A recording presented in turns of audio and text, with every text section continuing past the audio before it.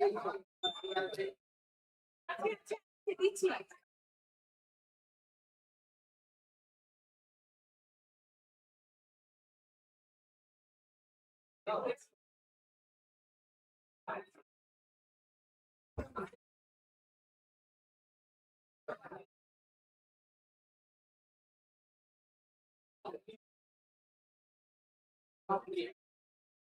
অ্যাক্টিভিটির মধ্যে শুরু করতে চলেছি। যারা যারা এখনো আসন গ্রহণ করেননি অনুগ্রহ করে আসন গ্রহণ করবেন এবং বাকি সবাইকে আমি প্রস্তুত থাকার জন্য বলছি।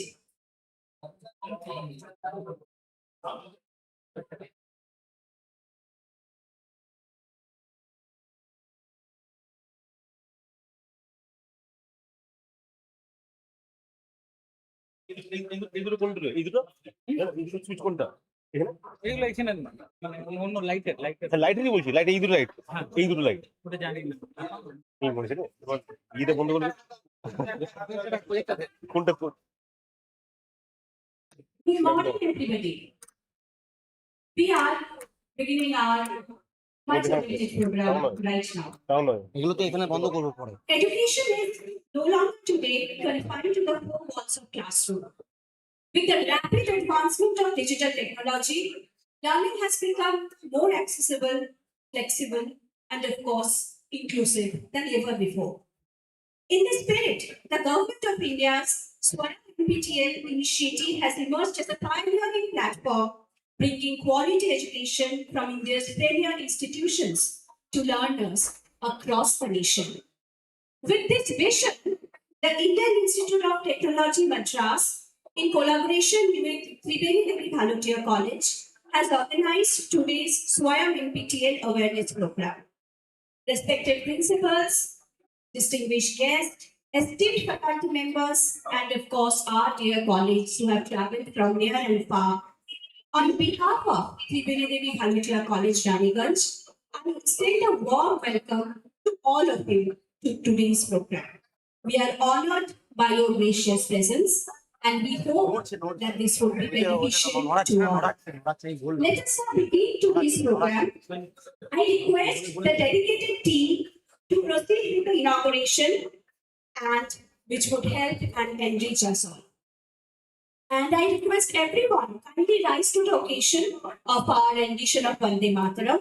This dedicated team is led by Professor Arijit Ghosh and Professor Botu Ghosh. Thank you.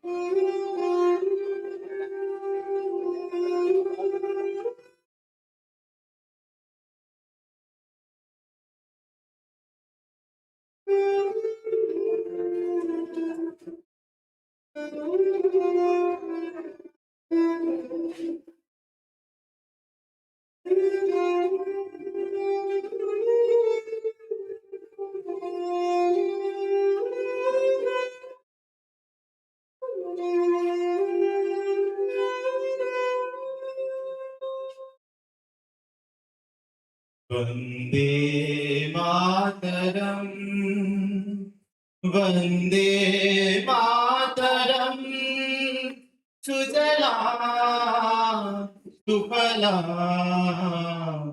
Malaya Shita, Shasya Shamala, Mataram, Vande Mataram.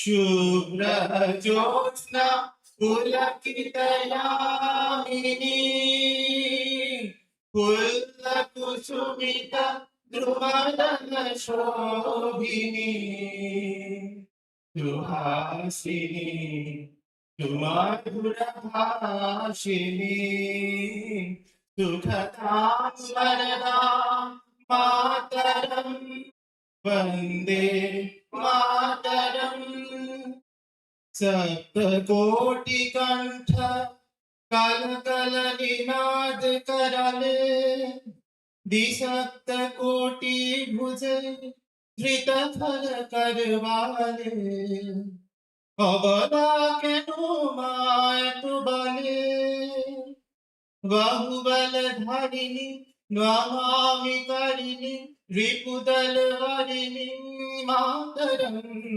Vande Mataram तुमि विद्या तुमि धर्म तुमि वेदे तुमि मर्म त्वं हि प्राणा शरीरे बाहुते तुमि मा शक्ति হৃদয়ে তুমি মা ভক্তি তোমারই প্রতিমা গড়ি মন্দিরে মন্দিরে বন্দে মাতরম হি দুর্গা দশ প্রহরণ ধারিণী কমলা কমল দল বিহারিণী পাণি বিদ্যা दारिणी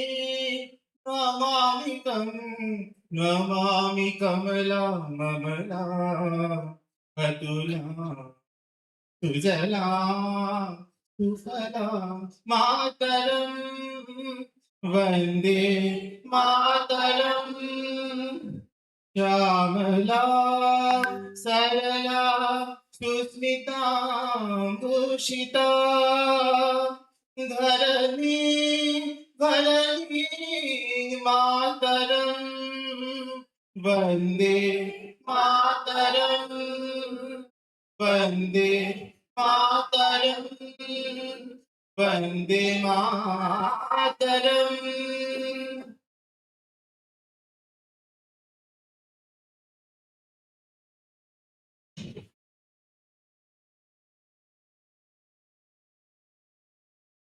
ধ্বনিত হলো বন্দে মাতরম গীত এবং আমাদের আজকের যে অনুষ্ঠান, যে বহুকাঙ্ক্ষিত অনুষ্ঠান, সেই অনুষ্ঠান আমরা শুরু করব। একটু আগেই আমাদের সহকর্মী মহিলাকে উল্লেখ করছিলেন, শিক্ষা আর চার দেওয়ালের মধ্যে আবদ্ধ নেই। চার দেওয়াল ছাড়িয়ে দেশের প্রতিটি প্রান্তে বিভিন্ন ভাবে তা প্রসারিত হচ্ছে, তা বিকশিত হচ্ছে এবং এই বিকাশকে তুলে ধরার জন্য ministry of education, government of India এবং তার সাথে ইন্ডিয়ান ইনস্টিটিউট অফ টেকনোলজি এবং ইন্ডিয়ান ইনস্টিটিউট অফ সায়েন্স তাদের এই পরিকল্পনা এবং এই যে স্বয়ং এনপিটিএল ওয়ার্কশপ যেটা আজকে আমাদের এই ত্রিবেণী দেবী ভারতীয় কলেজে অনুষ্ঠিত হবে, তার একেবারে শুরুতে আমরা মঞ্চে আসার জন্য অনুরোধ করব আমাদের মাননীয় অধ্যক্ষ ডক্টর সঞ্জীব পান্ডে এবং একই সাথে আমি অনুরোধ করবো mister Shiv Shankar Das, programme director, তাদের দুজনকে অনুরোধ করবো মঞ্চে আসার জন্য এবং সকলকে অনুরোধ করবো করতালি দিয়ে অভিনন্দিত করার জন্য। Doctor Sanjeev Pandey, principal, Triveni Devi Bharatiya college, এবং mister Shiv Shankar Das, programme director, IIT Kharagpur, অনুরোধ করবো তাদেরকে আসন গ্রহণ করার জন্য। ধন্যবাদ। এবং আমাদের মধ্যে উপস্থিত হয়েছেন doctor Amrita Mishra, teacher in charge, Raniganj girls college. আমি ওনাকে রিকোয়েস্ট করছি আপনি কাইন্ডলি স্টেজে আসুন।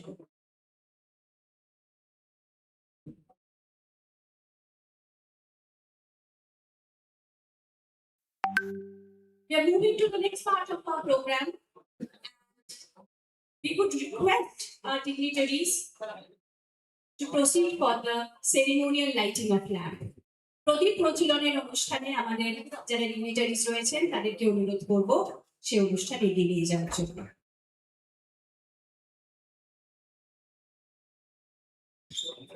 NSS volunteers are requested to assist in this process.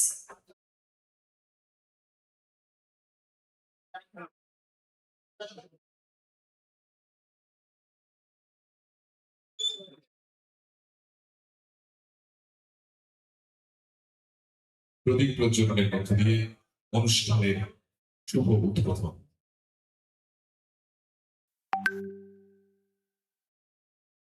বিশিষ্টজনেরা যারা মঞ্চে রয়েছেন তারা প্রদীপ প্রজ্বলনের মধ্য দিয়ে আজকের অনুষ্ঠানের শুভ উদ্বোধন এটি অনুষ্ঠিত হচ্ছে।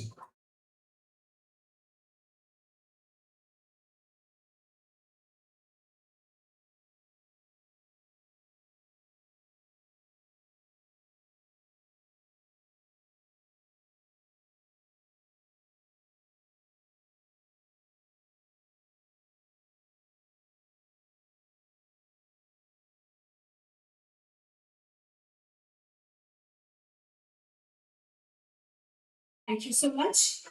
Now it is time to felicitate our dear guest. As a token of gratitude and respect from our end, and may I please request Dr. Shomjit Sen, who is the Associate Professor of Physics and also our IQAC coordinator, to kindly felicitate our honored guest, Mr. Shiv Shankar Das. A big round of applause, please.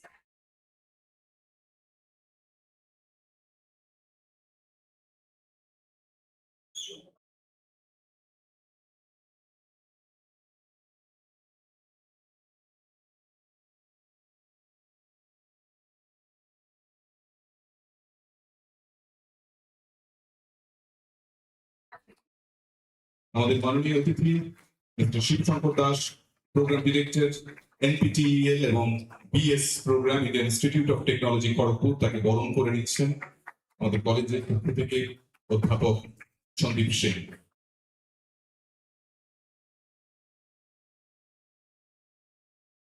এরপর আমি অনুরোধ করব আমাদের associate professor doctor Subrata চক্রবর্তীকে মঞ্চে আসার জন্য অনুরোধ করব। তিনি বরণ করে নেবেন আমাদের রানীগঞ্জ গার্লস কলেজের মাননীয় টিআইসি শ্রীমতী অমৃতা মিশ্র, তাকে বরণ করে নেবেন আমাদের কলেজের পক্ষ থেকে টিচার্স কাউন্সিল সেক্রেটারি এবং associate professor doctor Subrata Chakraborty.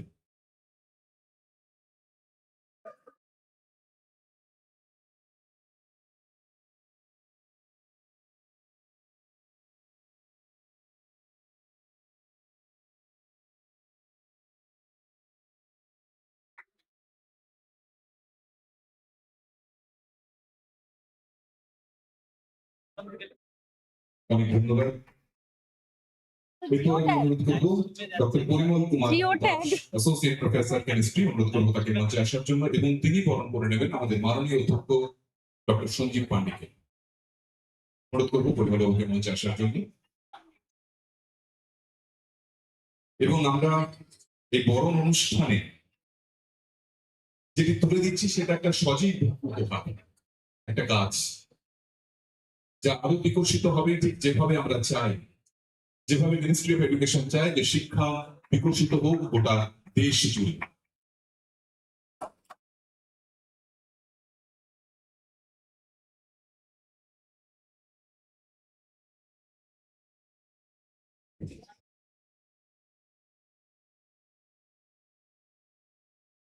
Thank you, everyone.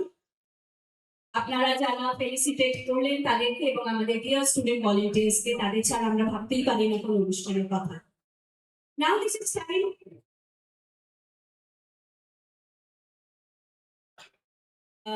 is time for our welcome address. May I request our honorable principal sir, Dr. Shomjit Pandey, to speak a few words on this occasion.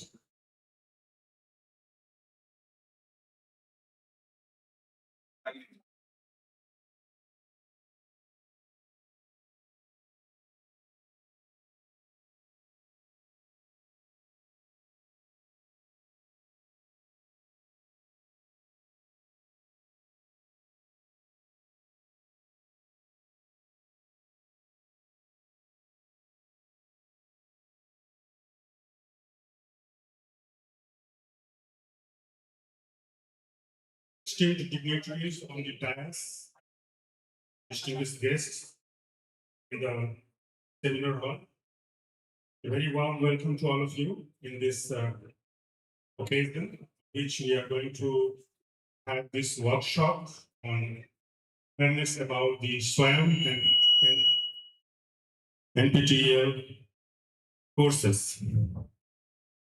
About the importance of this course, if I say something, that SWAYAM and NPTEL, these both are one type of massive open online courses. It is run by the Ministry of Education. SWAYAM had started in 2016-17, but NPTEL was working since 2003. It is one of the greatest high-quality education system provided online to the society. The importance of MOOCs is widespread if we consider that many of us were not able to study in IITs, IISc Bangalore, or IIMs. So we can avail these courses. The courses are done by the faculties of those esteemed universities and institutions. So sitting at home, we can do these courses, we can enrich our knowledge via these online platforms. So it's very important. Students can earn their credits through these courses, and those credits could be added to their academic bank of credit, which will help them qualify their total credit, whichever they are allotted for their courses. Like if they are supposed to get 140 credit, and if they are lacking 4 credits maybe in certain subject, they can earn this 4 credit through NPTEL. That will be added to their total credit, whichever is present in the academic bank of credit. Other than that, teachers can increase their API, academic performing index, by doing these MOOCs courses. Nowadays, it is important with respect to their task promotion also. So it's a great honor for us at Triveni College that we got this opportunity to host this workshop here. And gratitude to IIT Madras, IIT Kharagpur, and most importantly, our delegate, our guest of honor, our expert, Mr. Shiv Shankar Das, sir, because of him only. And our SP was the single point of contact, Dr. Utso Das. Because of his efforts, we got this opportunity to have this program over here. Thank you to all of them. So from these words, I would like to initiate the program. Welcome all of you to this workshop. Hope you will be learning so many things from our expert. And thank you very much once again. Thank you so much. Sir.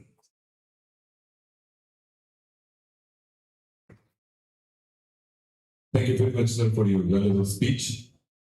এরপর আমরা অনুরোধ করব আমাদের মধ্যে যে resource person আছেন তার technical session, যেটি অনুষ্ঠিত হবে, যার জন্য আমরা সবাই অধীর আগ্রহে অপেক্ষা করছি। আমি তার সম্পর্কে বলার জন্য অনুরোধ করব আমাদের সহকর্মী doctor Moirakshi Das.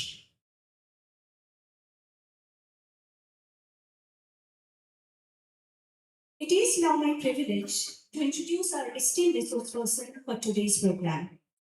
Mr. Shiv Shankar Das is the Program Director, Outreach at the BS and NPTEL Office, IIT Kharagpur. Mr. Das began his professional career as an airman in the Indian Air Force immediately after completing his schooling. While serving in the defense forces, he pursued higher education and earned his undergraduate degree in Electronics and Telecommunication Engineering, graduation IETE, demonstrating his commitment to continuous learning alongside his professional responsibilities. After nearly a decade of distinguished service in the Indian Air Force and a brief tenure with the government of Punjab, he joined IIT Kharagpur in 1992. IIT Kharagpur, he completed his master's degree, became associated with the Biomedical Engineering Research Group. His research contributions led to the grant of 2 Indian patents, jointly with other members of the research team. During his 3 decades at IIT Kharagpur, from 1992 to 2022, Mr. Das made significant contributions to the Institute's outreach and digital education initiatives, with particular emphasis on technology-enabled education and digital learning. He was instrumental in establishing and managing the Institute's outreach infrastructure, including video conferencing facilities connecting IIT Kharagpur with his extension centers at Kolkata, Bhubaneswar, Raipur, and Port Blair, and subsequently contributed to the growth of national digital education initiatives such as SWAYAM-NPTEL and SWAYAM-Prabha. In 2023, he joined the NPTEL office at IIT Madras, where he worked for 3 years as senior manager, contributing to the planning, coordination, and expansion of NPTEL program at the national level. In March 2026, He joined IIT Kharagpur once again as the Program Director of Outreach at the BS-NPTEL office. In this role, he is leading initiatives leading to online degree programs, outreach activities, and strategic collaborations to expand access to quality education across the country. Ladies and gentlemen, please join me in giving him a warm round of applause. May I now please request Mr. Shankar Das to kindly deliver today's technical session. Thank you.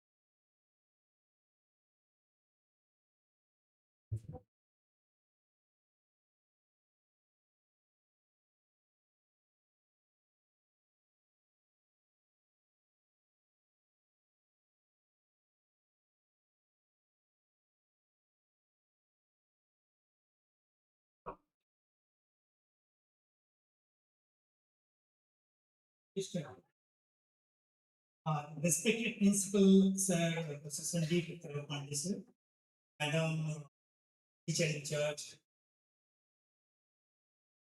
the faculty members from this institution as well as the institutions who are coming from other institutes of this region. Ladies and gentlemen, very good morning and warm welcome to this program. We really thank TVD College for coming forward and organizing the program, taking the initiative, so that this initiative is actually known to the people from this region. So irrespective of whether these are courses which are developed as part of SWAYAM are taken for the credit transfer or not, at least some students can take benefit of this. So I just talk about the following topics. These are the outline of today's talk. I initially tell what is NPTEL. Then once you look at the government regulations that are coming through the UGC or AICT, the higher education regulators, they all mention only about a term called SWAYAM. So how this NPTEL and SWAYAM are interlinked to each other, then we'll take you through a virtual tour of what are the courses currently being offered, when we offer the course, and right from enrollment to the complete certification process will give you what an idea like what are the activities that are done as part of this course.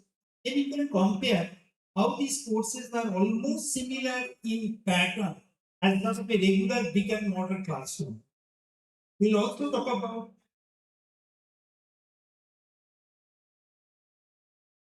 other than that, we'll also talk about the local chapter. I know TPD College is a SWAYAM local chapter. Is there any other person who is coming from another college who is a local chapter? No. Okay. We'll also tell that what do you mean by local chapter? How do you apply to become a local chapter, whether there is no financial requirement or not? We'll talk about that and what are the benefits associated on being a local chapter. And NPTEL is not just like offering the courses, it is primarily important, considered important by the academic community because of its initiatives. These initiatives include domain certification, that means someone can get an expertise in a particular area. They provide pre-doctoral fellowship. We provide internship opportunities. The courses of NPTEL are approved as faculty development program. Then we also provide extensive support for the gate preparation. We provide conference support, credit transfer, and so on. To take the process forward, NPTEL is an acronym called National Program on Technology Enhanced Learning.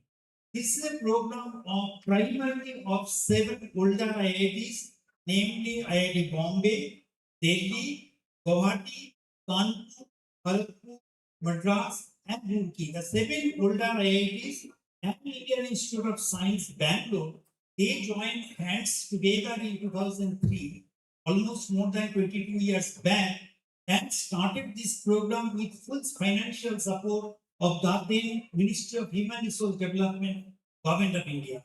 So at that point, our primary goal was to record the contents of the classroom teaching from our classes and make these contents available for the learners outside. Because everyone cannot come to IIT because of stiff competition, there are other limitations. So considering that, if people cannot come to IIT, why can't IIT come to the doorstep of the learners, interested learner? Considering that, IIT started recording the contents and made it available.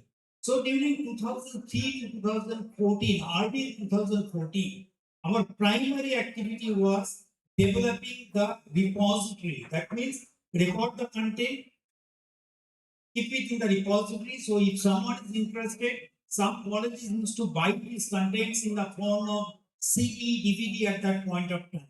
Later on, we tied up with YouTube or Google and now started offering the contents through the YouTube. So from 2014, if you have heard about the term called EDX, Coursera, Udacity, Udemy, FutureLearn, all these platforms are the global online courses platform. You name any university like Stanford, Harvard, Oxford, any university you name, most of the faculty members from these top universities, they are offering the courses through this platform. So it is not that as it was introduced that today's program, the learning is not limited within the boundary walls of the classroom. So if someone from a remote corner of Bankura, Purulia, they want to take the courses from the topmost faculty of Harvard, Oxford or Princeton, whatever it is, they can definitely actually learn the concept through this platform. So all these platforms started coming from 2013. And at the same time, the NASCOM, you must have heard about the term called NASCOM. It is an umbrella body of IT sector. So IT sector companies approached IIT saying that there is always a gap between what is taught in the classroom and what is needed by the industry. There is always a gap. Because the way industry is changing their technology, syllabuses are not updated so frequently. It takes almost a decade to update the syllabus. So considering that, the NASCOM suggested IITs being the premier institutions, can't they offer some courses which can bridge the gap between what is taught in the classroom and what is needed by the industry? Taking that inputs in mind, IIT's first launched its online program way back in 2014. So in 2014, what you see in the MOOCs format to SWAYAM today, IIT started this program much ahead of even Government of India thought about it. So from 2014, we started offering the online certification programs, and that model is being replicated in the SWAYAM by the ministry, and till 2026, we are in that process.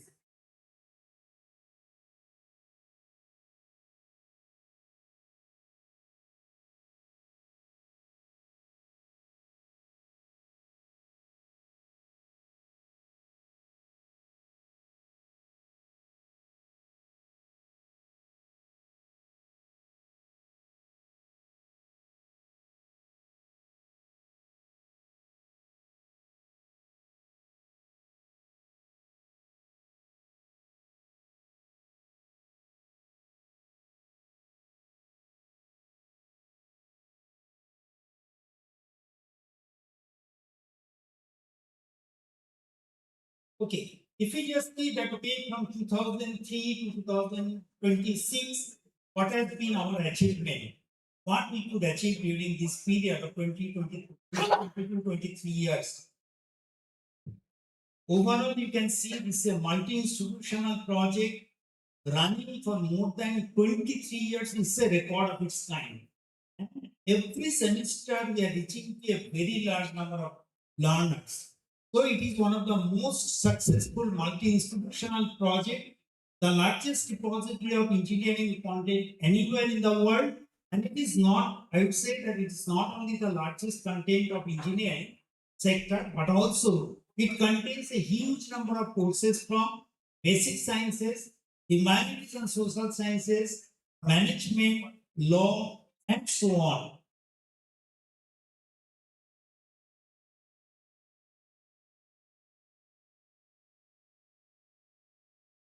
So what started with the vision of providing high quality, affordable education at large scale, during this period, we developed more than 3,200 unique courses, and these contents are primarily distributed through YouTube. And if you just see, although our YouTube channel is NPTEL HRD, this is not an entertainment channel, but purely it's a hardcore academic content for the higher education. Still, the number of subscribers only speaks about the popularity of these courses. And viewership is 1.86 billion plus. It is not that we develop the content where the faculty members come and deliver in English, but for the benefit of the learners who might have studied in the vernacular medium, say Bengali, Hindi, Odia, Tamil, Telugu, whatever it is, we try to provide first text transcripts in English and later on in different other regional languages. The contents, what is say, 3,200 unique contents have been developed, courses have been developed. These courses are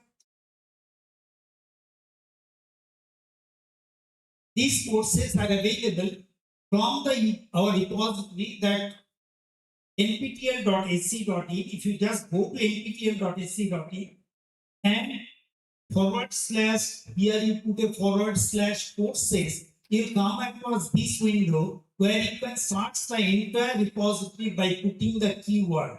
Suppose you want something like, say, quantum chemistry, quantum physics, just type that word.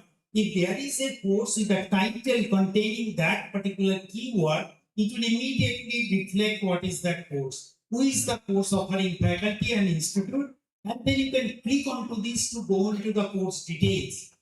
So anyone from anywhere in the world, they can log in to say, they can actually access this portal without requiring any login or without paying any fee. So if someone, just like they refer to the library books, if they want to refer to this, they can simply go there, and these 3,200 unique courses can be accessed, something like a e-library. Okay. So now we say that, okay, from 2014, NPTEL is offering the courses in the MOOCs format. What does that MOOC stand for? It is Massive Open Online Courses. Massive indicates that the number of learners in this program are not restricted to 100, 200, 300 or 400, which is the capacity of a big and modern classroom, but it can truly be massive in the sense 10, 100, hundreds of thousands of people can actually enroll into the course and learn it at any point of time.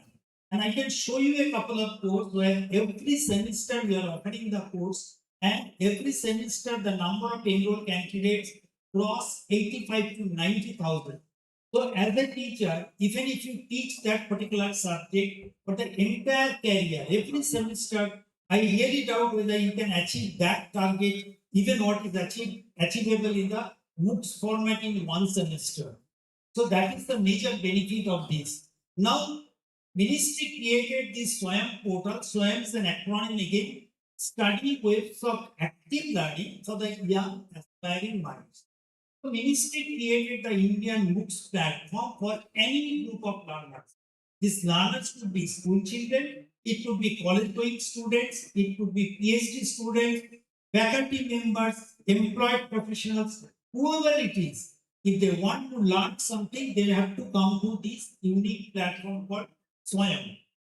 So, learners, you have got a variation in their levels and the interest also vary. Someone must be interested in the engineering, someone might be in the basic sciences, humanities, social science, law, management, and so on. So, a single agency is not able to cater to the needs of all segment of learners, right from basic, say, class K-12 education to the PhD students, from basic science, humanities, social science to other groups. So considering that, the ministry created 10 national coordinators under SWAYAM. 10 national coordinators. These coordinators have been entrusted with the responsibility of creating contents for a particular segment of learner. Each of this category is defined. Now here, for the school children, for the class 10, 12, 8, 9 students, NIOS, National Institute of Open Schooling, and NCERT, they are the people who will be creating the content primarily for the school children. If it is out of school children, someone employed professional, in that case, Indira Gandhi National Open University and National Institute of Technical Teachers Training and Research, Chennai, they are the people who are going to develop the courses. Suppose you want to take some course related to BEd, DLEd, or something like that, teachers training program, then NITPTR is the authority who will offer the courses. Now comes the undergraduate program and postgraduate from diverse disciplines. NPTEL is primarily mandated to offer the courses at the UG level and PG level of engineering education, primarily. But if you see, many of our faculty members here are alums of IIT Kharagpur. So they also know that, and in fact, some of them have done the basic science courses. So each of the IIT has got some departments like humanities, social science, basic sciences, physics, chemistry, mathematics, biological sciences. These departments exist to any of these IITs from its inception. So, in addition to what is mandated to us in the form of engineering education, we also offer equally good number of courses from all these branches too. Otherwise, AICT, All India Council for Technical Education, is primarily for the teachers training in the engineering colleges. CEC, Consortium for Educational Communication, is primarily mandated to offer undergraduate level non-engineering, non-management courses. The colleges like yours, they are supposed to offer the courses. But the number of courses that CEC offers from multiple institutions they coordinate is very, very less, very less. Then IIM Bangalore is primarily for the management, but in fact NPTEL offers much more management courses than what IIM Bombay offers. INI, under this INI, there are two institutions who offer the courses. One is Aligarh Muslim University, the second one is Benares Hindu University. They primarily offer the courses towards non-technical based courses. The same thing is also replicated for the postgraduate education, except CEC is replaced with EGC. So what CEC does, CEC offers non-engineering, non-management courses undergraduate level, and at the postgraduate level, it is the UGC. So any of the course that you come across in NPTEL will be offered by these people only. That is AICTE, UGC, IGNOU, and all the same templates are provided here. Now, what has been our contribution since 2014? 2014 onwards, we launched the online certification program.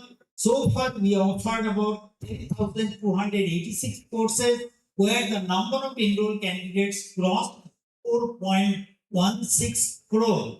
And exam registration, which is an optional component. Anyone can come and learn for free in the SWAYAM portal, whatever courses are available, but they can also write the examination. That is an optional component. And almost 88.27 lakh registrations have been reported. out of which almost 70 to 75% of the learners have successfully completed the course. That is 57.2 lakh learners, registered learners successfully completed the courses. Okay, but whatever data we have shown, 88 point say 27 lakhs or 57.2 lakhs. If you just see the contribution from West Bengal alone, it is 2%, just 2% of the national average. Mean whatever is the data. Whereas if you compare the similar thing with Tamil Nadu contributes 33%. Whereas West Bengal, rather eastern zone as a whole, is not possibly taking the courses for the benefit of their students. Okay. These workshops, such workshops will possibly sensitize the people, and if they feel, if the faculty members who are attending the courses program today here, if they are convinced that okay, this is a beneficial initiative from the Ministry of Education, then possibly they can actually motivate their students so that they can take the course. Now, as a student, the students may think, why should I do this course? This is an additional burden on me. I have to complete 140, 150 or 160 credits to earn my undergraduate program. Why should I do that? Now, I'm not sure whether such colleges do have a training and placement cell or not. Okay, but if you just look at the engineering education, there it is mandatory that the students, if they don't get a placement after their graduation, next batch people will not come and join. So that is the point. So they will be primarily focusing on placing them in some good companies. Okay, that's the mandatory component. So after they graduate from your college, what are the options before them? Some people might be going for the job. Now you know we are in the era of Industry 4.0 or fourth industrial revolution. So that is completely changing the landscape of working atmosphere. Whether we are from the humanities department, engineering department, law, management, medical, everyone we hear about the term or regularly we use ChatGPT or other AI tools. So artificial intelligence, machine learning, data science, data analytics, drone technology, robotics, these are common terminologies that we come across today. And everyone, whether you are doing economics or political science, you are compelled to learn some amount of AI technology, AI tools. So first of all, to get the job, we really need to learn something what industry wants, because the industrial scenario is AI enabled now. So they need to learn something beyond their academic curriculum to get the job. Some people might be interested for going for higher education. So either they could go for GATE examination or something like NET examination. And these examinations are not exactly patterned in the way regular university semester exams are conducted. There you really need to have strong, they will be facing stiff competition. You need to have much deeper understanding of the theoretical concepts. Now here NPTEL courses are developed by the faculty members who are primarily associated with question paper preparation of such national examinations. So here they will be actually teaching the contents in such a depth which can really give enough confidence to the learners to do well in the examination. Third component is that we know that the ministry is now focusing that instead of you approaching a prospective employer asking for the job, if you have a good idea, then you can translate that idea into a product or service and provide opportunity for jobs to other people. So there are many Mudra loan and other loan programs are coming which can facilitate you to start their own business. Startup system is coming up. So here also, if you have the idea just to start a business, the idea is not good enough. You really need to know how to prepare a project proposal, get the finances, recruit the people, set up the store, how to set up the logistic arrangement. All these issues need to be sorted out. So NPTEL provides a good number of such courses which can prepare the candidate, which is not taught as part of the regular curriculum. They can be taught on this aspect also, so they can start their own startup businesses. So this was as far as the students are concerned. If a faculty member is there, then as I was talking about the CAS and API score. Now here, as far as the faculties are concerned, there are two professional career growth options. One is through CAS. CAS, what I read through the CAS guideline, they say that if someone wants to move from assistant professor at the scale level 10 to level 12, that is your level 12 or level 13, is associate professor. One of the component has been mentioned that either you complete a online course, MOOC course in a 4-quadrant approach, that means you get a certification, or you develop a course in at least 1 quadrant. Something is written if you want to move from level 10 to level 13, every stage. Now, here, if you want to develop a course, that is again a part of our today's talk. What are the factors you should keep in mind? What are these 4 quadrants? Then it is better first you attend to any such 4-quadrant based courses, understand how this program runs, then from that input you can plan to design the course. Okay, so faculty members can definitely benefit from here. Second part is that AICTE, All India Council for Technical Education, has approved most of the NPTEL courses, particularly the elective courses and courses which are from the emerging areas. If the faculty member completes such course, they get FDP certificate. So these FDP certificates are useful for their career progression. So AICTE mandate is there. Working professionals, if you just see the reports coming from the World Economic Forum, they say even if I am in the academia or in the university, because of the rapid changes that are coming in the every sector, we really need to update our knowledge periodically. Every after 5th or 6th year, there is a requirement to update our knowledge. So NPTEL could be extremely beneficial in that sense. It can give you not only refresh your existing knowledge, but also you can learn the contents from the emerging areas, which are offered through this platform. Okay. So the benefits of the NPTEL courses can be summarized like that. We offer curriculum-based courses which will give strong fundamental concept. Then the industry-aligned courses from the emerging areas can prepare the students better for the job opportunities, opportunity to learn interdisciplinary subject. That means today's world is more or less interdisciplinary. Even if I learn something like, say, electronics and communication engineering, I will be required to some idea of other disciplines too. So interdisciplinary approach is needed very much in these days, but your regular curriculum may not allow you to take too many interdisciplinary courses from other disciplines. So NPTEL provides that opportunity where you can learn any number of courses. If I suppose as a computer engineer, if I want to learn psychology, sociology, these are extremely important subjects these days. If I want to take these courses, I can take these courses in any number and learn it from the topmost faculty members. The certificates from, we know in an interview process, almost 50% weightage goes in my communication skill. How do I prepare myself, or how do I present myself before the interviewer? That is your body language and all, they carry almost 50% weightage. But this particular soft skill, although it is important as good as the hard skill or the discipline related knowledge, there is hardly any scope for teaching this soft skill as part of the regular curriculum. Where we ensure that our students who are doing these NPTEL courses, they should also be prepared better to grab the job.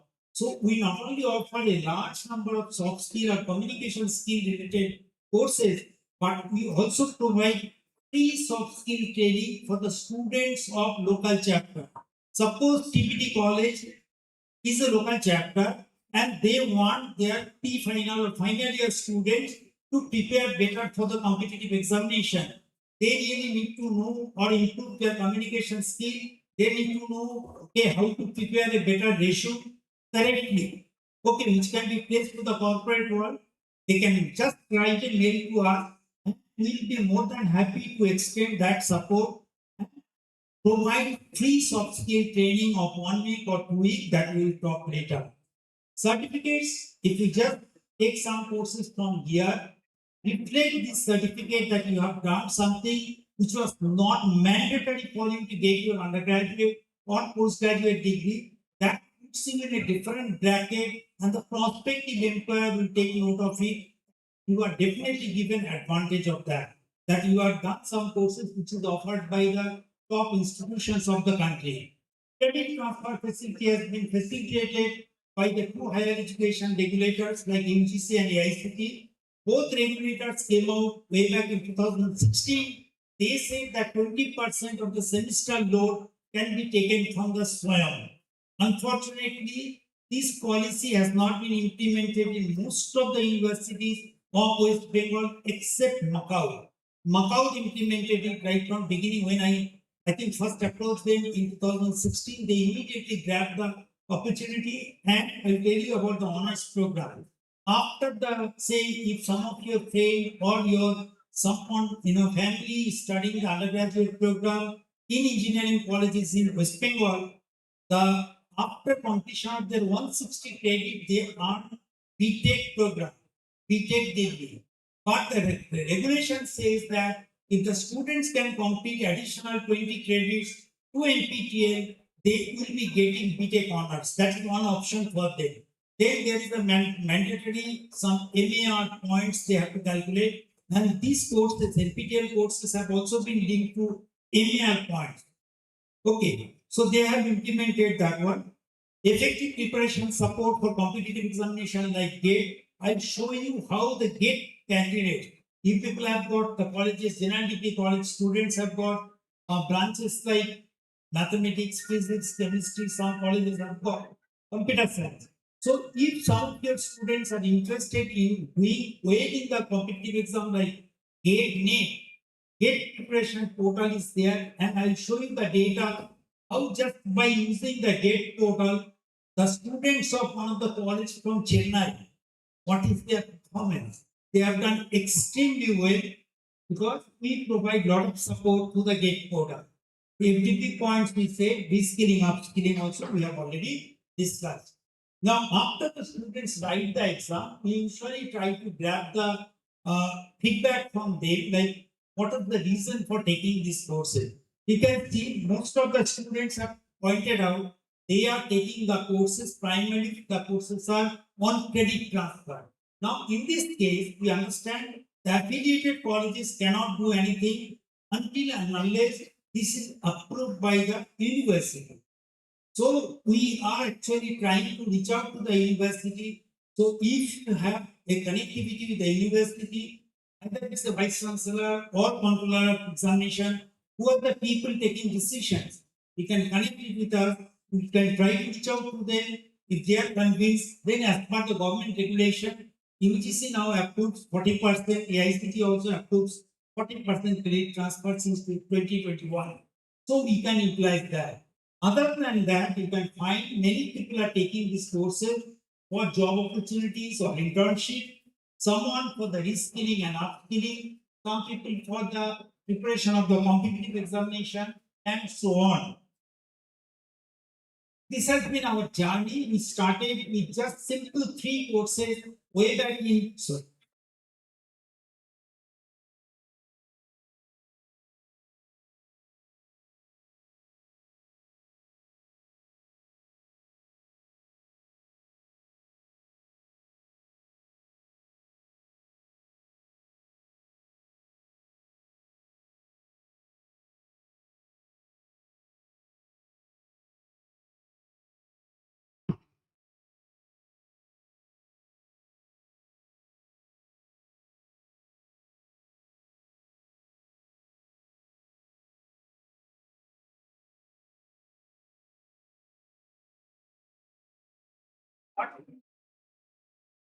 We started in 2014 with simple 3 courses, and we had little more than 1 lakh people registering for the examination.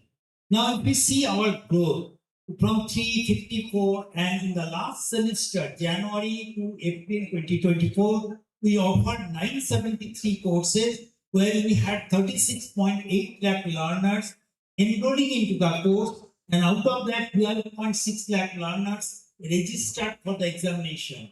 And in this semester, July to October, the courses are going to start just from Monday, next Monday. We are offering 1054 courses across multiple disciplines, whether it's engineering, basic sciences, humanities, management, law, and so on.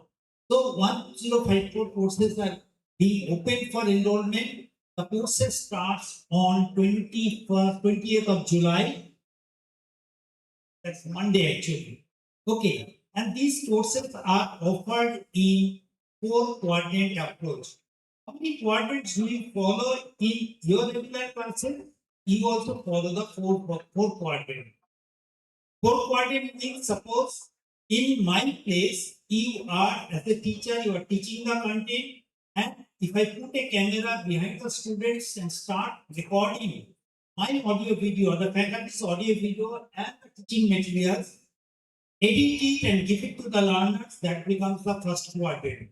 Second quadrant, in a classroom, you will be interacting with the students, answering their queries, which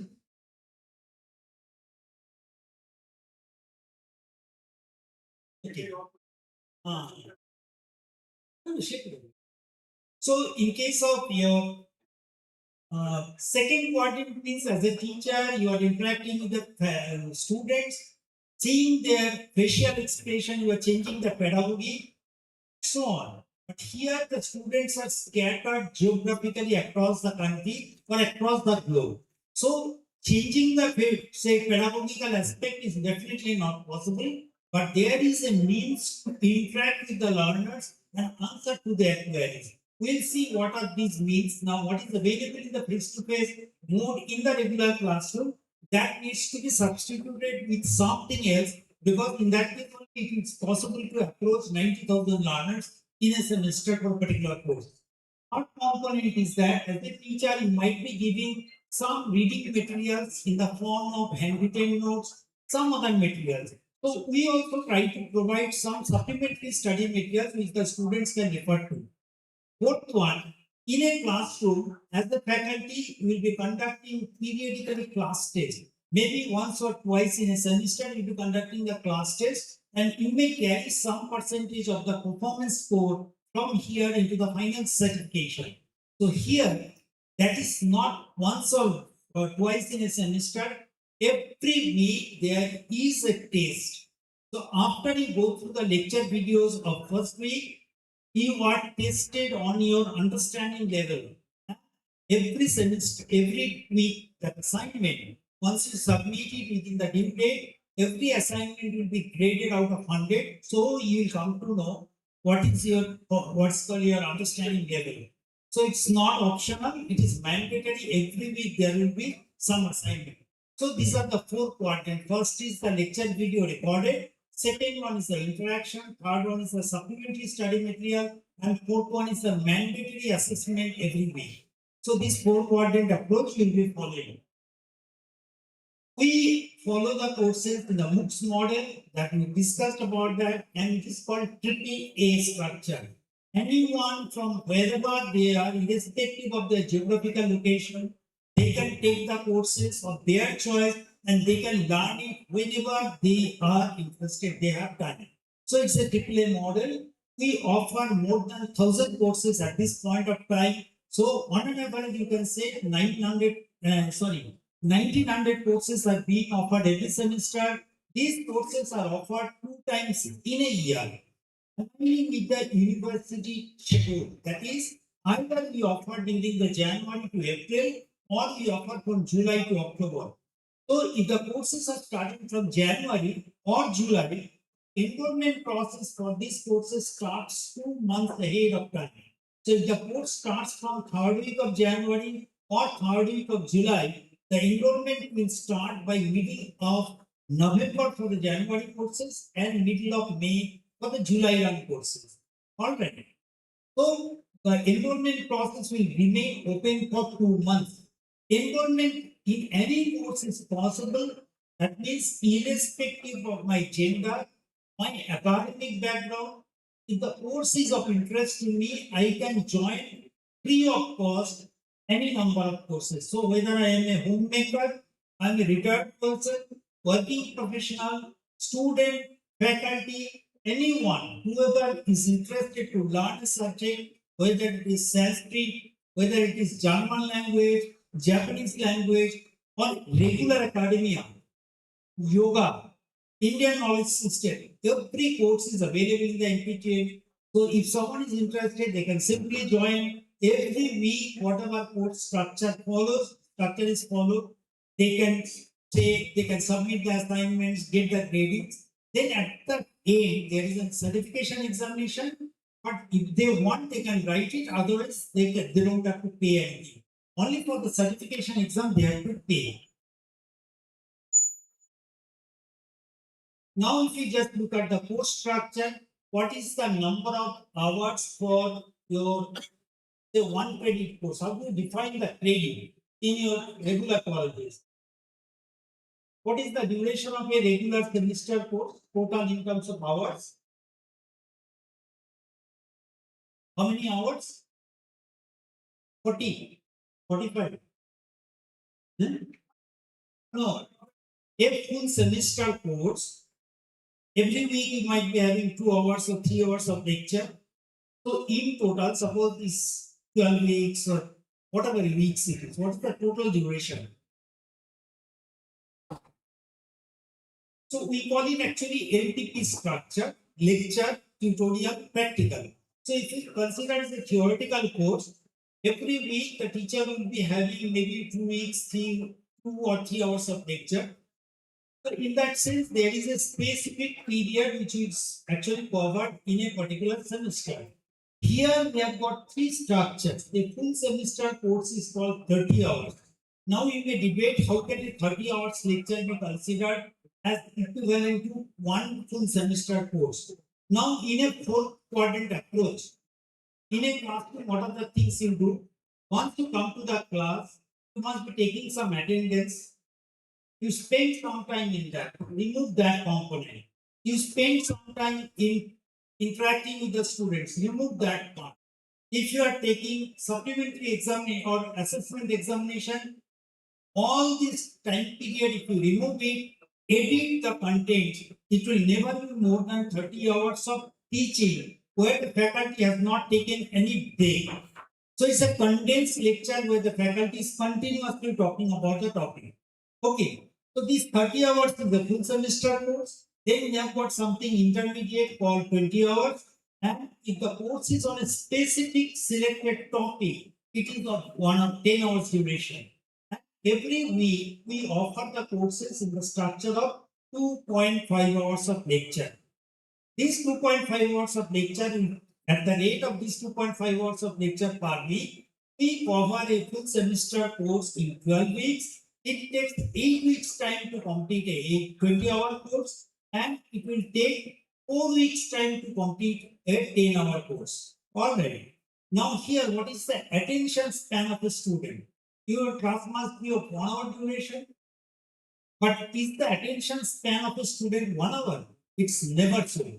So if you just see the duration of lectures at the top global universities, edX, Coursera and all, you will find the lecture duration is roughly 10 minutes, 12 minutes or lesser than that. That's very, very small size. But as a faculty, if I ask our faculty, IT faculties also, that you restrict your lectures within 10 minutes, these people will say, I cannot restrict you. It's too small. What am I going to teach? That's the standard answer. So what we try to restrict is within 30 minutes. So our individual lectures will not exceed 30 minutes. And on an average, we will be giving you 5 to 6 lectures per week. So they go through the lecture, they interact with the faculty, get their doubts cleared, they go through the reading materials, and they write the supplementary exam. Courses are 2 types. Once the course is created and is offered for the first time, we call it new course. But again, the same course is offered either in the next semester or next to next semester. That time it is called relearn. Once the course is offered for the first time, the contents are not available in the repository, but once it is offered for the first time, it goes in the repository, and if you are taking a read-on course, the videos are already available in the portal. So you really don't have to wait till the next run.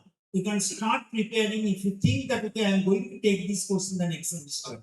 So for the first timers, it is better to take the read-on course because the contents are available, the students get more time to prepare for the content. Course-related doubt clearing. Now, if the learners are scattered geographically across the globe, how do we interact with them? One is through the web-based interaction. That means in the course page, you are going to ask a question tab. Once you click onto that, a chat box like thing appears. You type your question, and these questions will be answered by the faculty and a set of teaching assistants who are either masters or doctoral students of that particular faculty, who will be responding to the answers in a time-bound manner. Second, the faculty will also be considering or conducting live session through YouTube. That means there will be a predefined timeline when the faculty will be taking a class of 1 hour or 2 hours. This timeline will be publicized beforehand. The learners will join the YouTube session, they post their queries to the YouTube chat box. This chat box, from here, they will be picking up the question and answering to the queries. That is the second. Third mode is, if you must be knowing about the PMRF scholars, Prime Minister's Research Fellow. These PhD students require to complete some amount of teaching load. Now here, the PMRF scholars who are in IIT system, they cannot use our students for teaching purposes. So what we have done, we are taking their services for conducting the live sessions. That means, suppose a course on physics or mathematics requires a lot of tutorial sessions, which cannot be completed by the faculty within, say, 20-30 hours of timeline.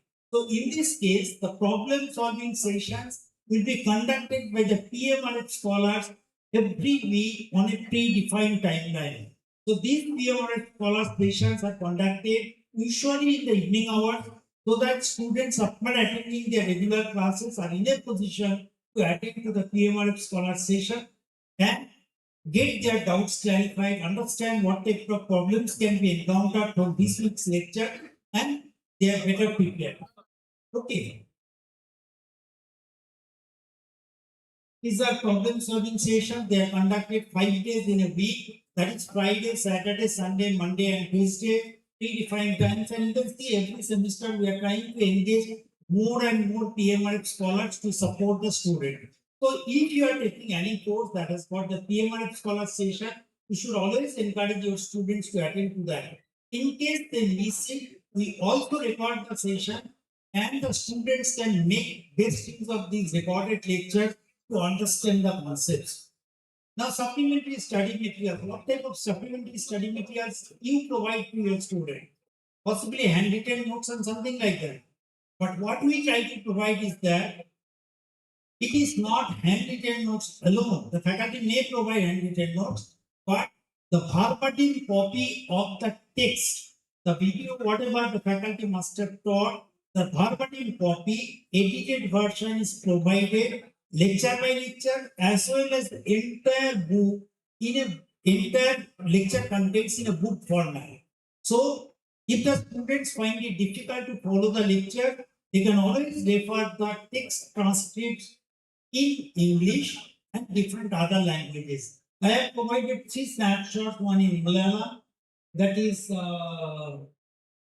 Python for data science, another in English, plastic waste management and enhancing soft skill and personality in Hindi. So there are many courses where you find the entire content is provided in Bengali. So if any of your students is interested to learn the subject, if they find it difficult to follow the lectures, don't worry, you can just tell them to refer to these books. Okay. Weekly assignment. So I have gone through the lectures, I have gone through the supplementary study material. Now I have got some doubts related to the I will test it on this particular my knowledge on that particular week's content. So every week there will be 10 to 15 questions provided to me related to that week's video, which I have to respond to within a timeline of 10 days. 10 days is counted means Monday to next week, Wednesday, 23:59 hours is the timeline. Within this timeline, I have to solve the assignments and submit it. And the submission could be multiple times. That means after my first submission, if I consider that, okay, I made some mistake, I can again go there, resubmit it without any problem. And only the last submission before the closure date or time will be considered as my final submission, and the final submission will be counted for your gradation. Each assignment will be graded out of 100. So after the submission closure, I can go to the portal and find out of 100 what is my score. Next day, we'll release the official solution. That means if I have not got 100 out of 100, then why I made mistake, what was the mistake in my understanding, that also will be shared to the students. All right. Now there are many courses, particularly from the computer science perspective. The programming courses like C, C++, Java, Python, Verilog, courses require a lot of computer programming skills. So it has been seen that the report from NASCOM suggests that 95% of our students cannot write a code that really works. So if they really want to learn, instead of just putting that code into the ChatGPT and getting the response instead of that, if they really want to learn, they need to have a lot of practice. So in such courses, we provide a lot of programming assignments every week, and the students get rigorous practice on that. The questions that are asked in the assignment are mostly computer graded. That means either it's a multiple choice, multiple select, that means more than one correct, or short answer correct. Okay, because if there are 90,000 students in a class, or even say 5,000 students, and if at least 70% of them submit the assignment, as a faculty will not have the bandwidth and time to evaluate those 3,000 plus assignments every week. So it's mostly computer graded. Only in a few courses only the manual grading type of assignments are asked. That means questions will be given and the student has to write the answer, scan the document, upload it for manual evaluation. Now comes after completion of the fourth quadrant, they will be writing the examination. Now examination is not mandatory, it's an optional component, it's not free, it is paid. So we charge about 1,000 rupees examination fee irrespective of the course duration. So whether it is 4 weeks, 8 weeks or 12 weeks, the fee remains same as 1,000 rupees. However, the candidates belonging to SC, ST and PWD gets an upfront 50% fee waiver on submission of their caste certificate and relevant medical certificates.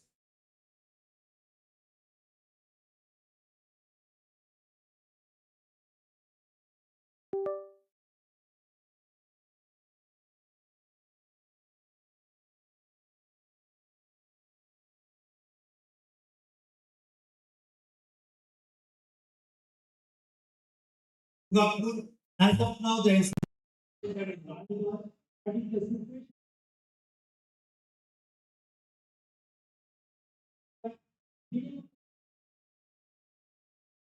so that is fulfilled not only by one college, but considering a cluster of colleges in the region, in that case, we can definitely open an exam center in Raniganj too. Okay. Just because Asansol and Durgapur has got a cluster of engineering colleges, so it is there since beginning. Exams are conducted in proper manner across more than 200 cities, and it is not fixed. You can open new centers.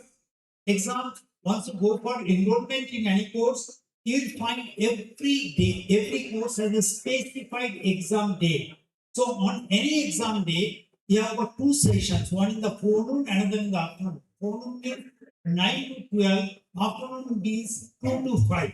So you can write the examination either in the forenoon or afternoon, because the exam for every paper will be conducted in both the session using 2 different sets of question papers of equal toughness level.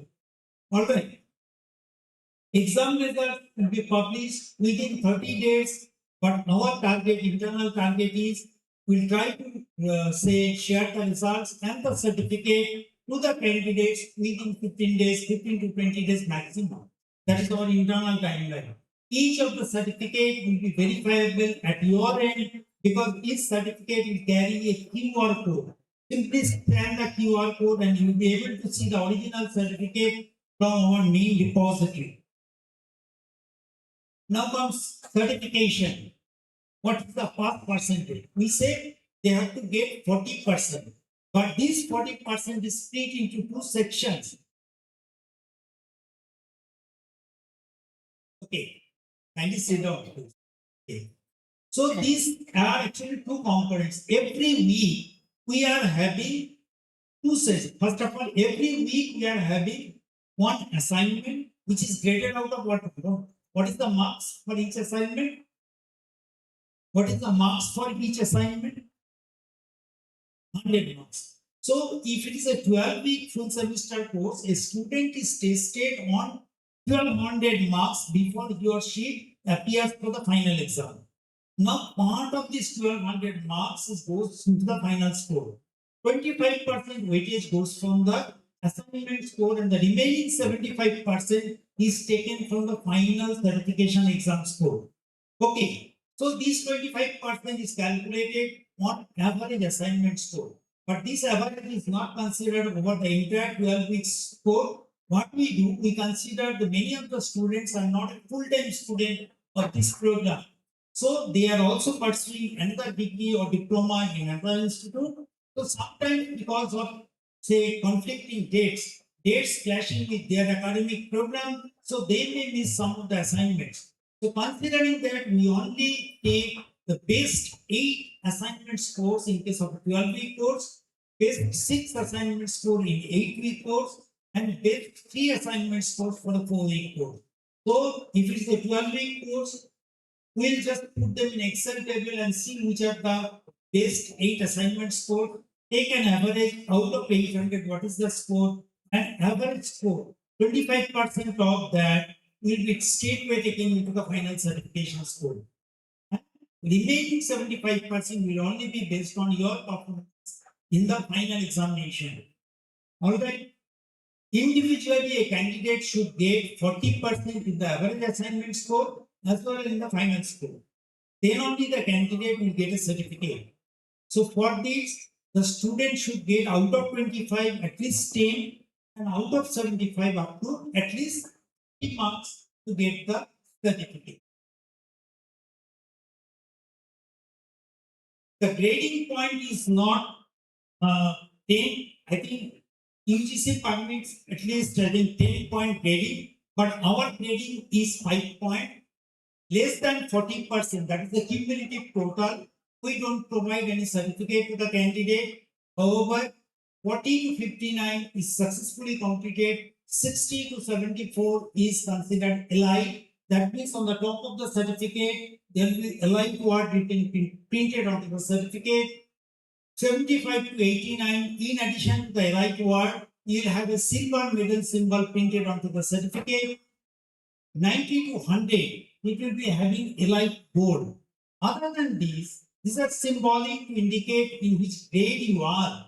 Other than if your score is minimum 60 and you are within the top 1%, 2% or 5% of the total successful candidates of this course, then your certificate will also be a topper seal, top 1%, top 2%, top 5%, and so on. So the students, particularly those who are topper, having topper seal, or in the allied gold category, that means 90 plus, they get the benefit of internship opportunity, pre-doc fellowship, and so on.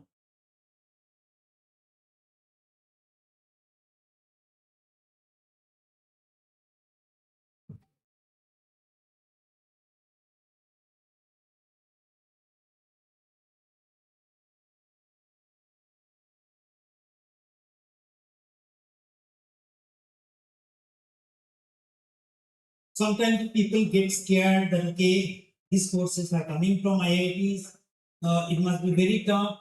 So, what is my pass percentage and all? So, just to give you a perspective that okay, in competitive exam, if 1,000 or 100 people registered for the examination, barely if you just go to the TCS exam center for job interviews, let's say banking, railway, and other exam, you find barely 70 to 80% people actually turn up for the examination, although these are job leading.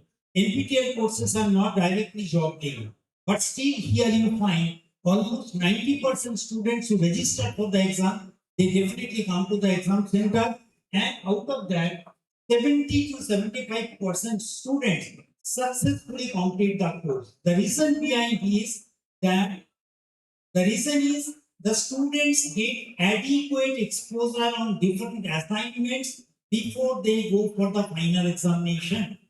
Okay. So they are tested on 1200 marks before they go for 100 marks exam. And what is the gender split? Ma'am, here's the girls for you. But what about say having both gender students? What is the gender split? I don't think we follow even 40-60%. But here in NPTEL, if you just see, we have got something like 40 is standardized in beginning. Now the guard strength is actually increasing, and we are taking a lot of initiative to ensure that guard students are more motivated to take these courses, because the major benefit is that they can learn it from their home, and just for writing the exam they can go with their parents to the nearby exam center and get the certificate. That's a good healthy pattern, let's say. So this is the sample certificate. You can see it will be having NPTEL logo here. There will be Skill India. This program runs under Skill India program. So Skill India logo is there, SWAYAM logo is there. That's the platform, name of the student, course name, photograph of the candidate, the score out of 25, that is the assignment score, proctored examination score, and the total of this plus this will be reflected here. If the student is within the top 1% of the successful candidates, if numbers will be provided here, the topper seal will be provided. Now, based on the score, either the NIT award, gold medal, or silver medal symbol will be printed onto the certificate. Okay. The certificate will be e-certificate issued to the candidate. I think may I request the people at the back end. Sir, may I request you to kindly keep quiet, because it's only disturbing us. Kindly keep quiet. If you are not interested, you can definitely go out. That's not a problem. So the student's name will be there. So here, name of the student, photograph of the student, this allied, gold, medal, silver medal, all this information will be provided. Other than that, the student will be getting QR code also in the certificate, which can be used to locally ensure that the authenticity of the certificate. Roll number, the certificate will be issued by the institute that is offering the course. If the course is offered by IIT Bombay, it will be issued or signed by the faculty from IIT Bombay. Okay. Then comes important points to remember. There is no prerequisite to join the course. That means whichever course I am interested to join, I can join without any embargo. But to understand the lecture, suppose I am taking a course on data science, I really need to have some mathematical background on, say, probability, statistics, and all. So until unless I have that prerequisite to other means, I may not be able to understand the concept. But that does not bar me to join the course. NPTEL will identify each of the learner. It's not NPTEL. The SWAYAM actually identifies each of its learner by their unique email ID only. So you have to use the same email ID if you are in the SWAYAM portal for learning purposes. Use the same email ID for assignment submission and exam registration. You can tell what is the reason. If I use assignment submission, say email ID X, and examination I registered using an email ID Y, what problem I am going to encounter? Can anyone tell? No, I think no one is following that way. See, we, as far as you are concerned, as the learner is concerned, the learner is counted as unique email ID. So, assignment score and final exam score should be joined together. So, if you use two different email ID, then you have two different identities. So, your scores can definitely not be merged together. So, many of the time, the students will be actually committing this mistake using two different email IDs for these two purposes. As a result, they will be denied with the certificate. Even if they send a mail that I am the same person, we are not going to entertain that. Exam dates are actually informed well in time. So if you are planning to take examination, multiple examination in a semester, you have to check the exam dates. How many exams can you write on a particular day? There are two sessions, so you can write two papers on any exam day. So if there are 8 days of exam, a maximum number of courses that you can write in a semester is actually 16. But you may think that who will write that, who is that person who will write 16 exams in a semester? I will show you who are the people who are doing 16 exams in a semester. Okay, and they are mostly faculty members. Physical calculators are not permitted in the exam hall, just like any other national level examination. So the people have to use the on-screen calculator during the examination. These are the timelines. We have got 3 variation of courses: 4 weeks, 8 weeks, and 12 weeks. The 4-week and 8-week courses are actually segregated into 2 sets. First set of 4 weeks, first set of 8 weeks, and all 12-week courses will be starting from 28th of July 2026. That means just within 2 days from here.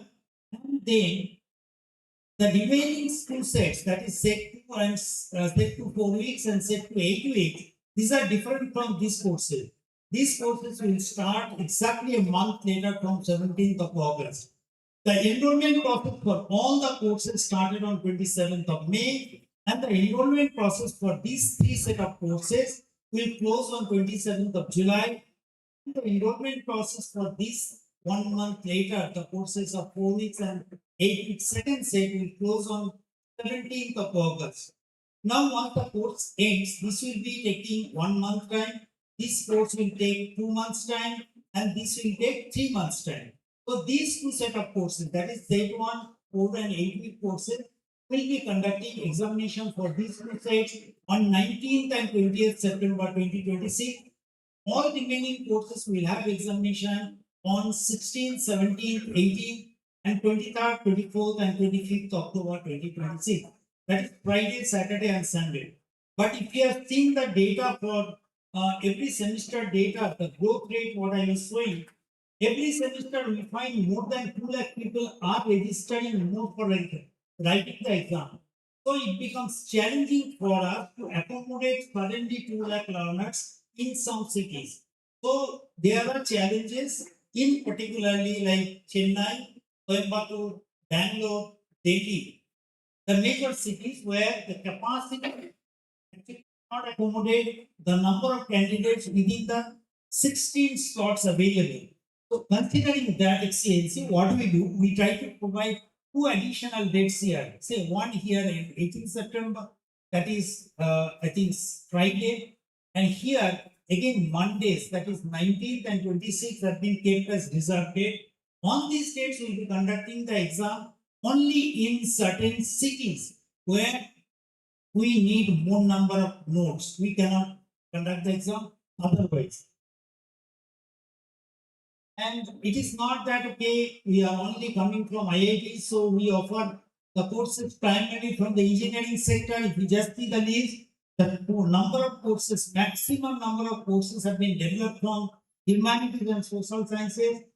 Other than that, you have got even computer science has got lesser courses than humanities. So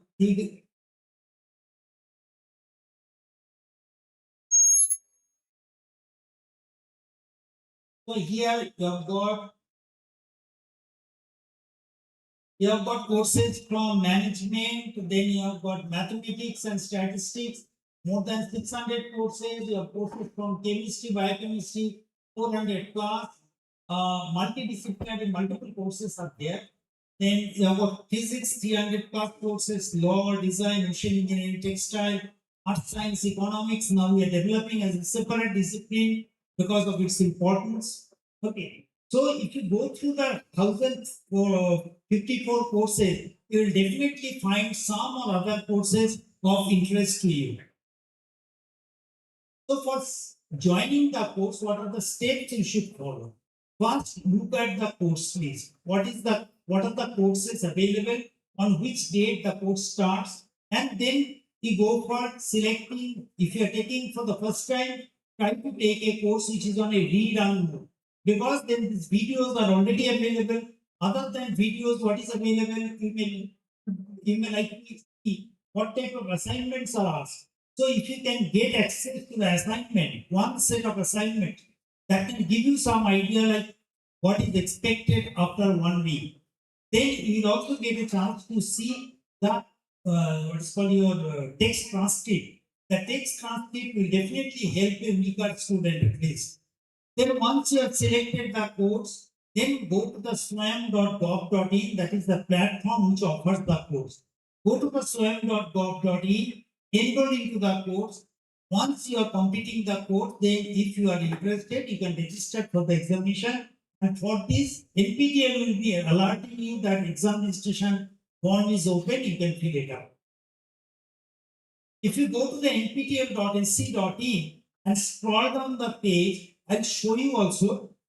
If you scroll down the page, you will come across here July to December 2026 semester timelines and guidelines document. You will be coming across the list of the courses that are available. Other than that, if you want to see actually the semester information, you come to this page called nptel.ac.in/semester. That, or you simply Google it, NPTEL semester information. It will give you something like that. July, December 2026, the timeline guidelines and the tentative course list. If you go to this course list, it will give you the entire, say, downloadable Excel sheet. You can download the course list, and then you can filter it with the discipline wise and check the courses.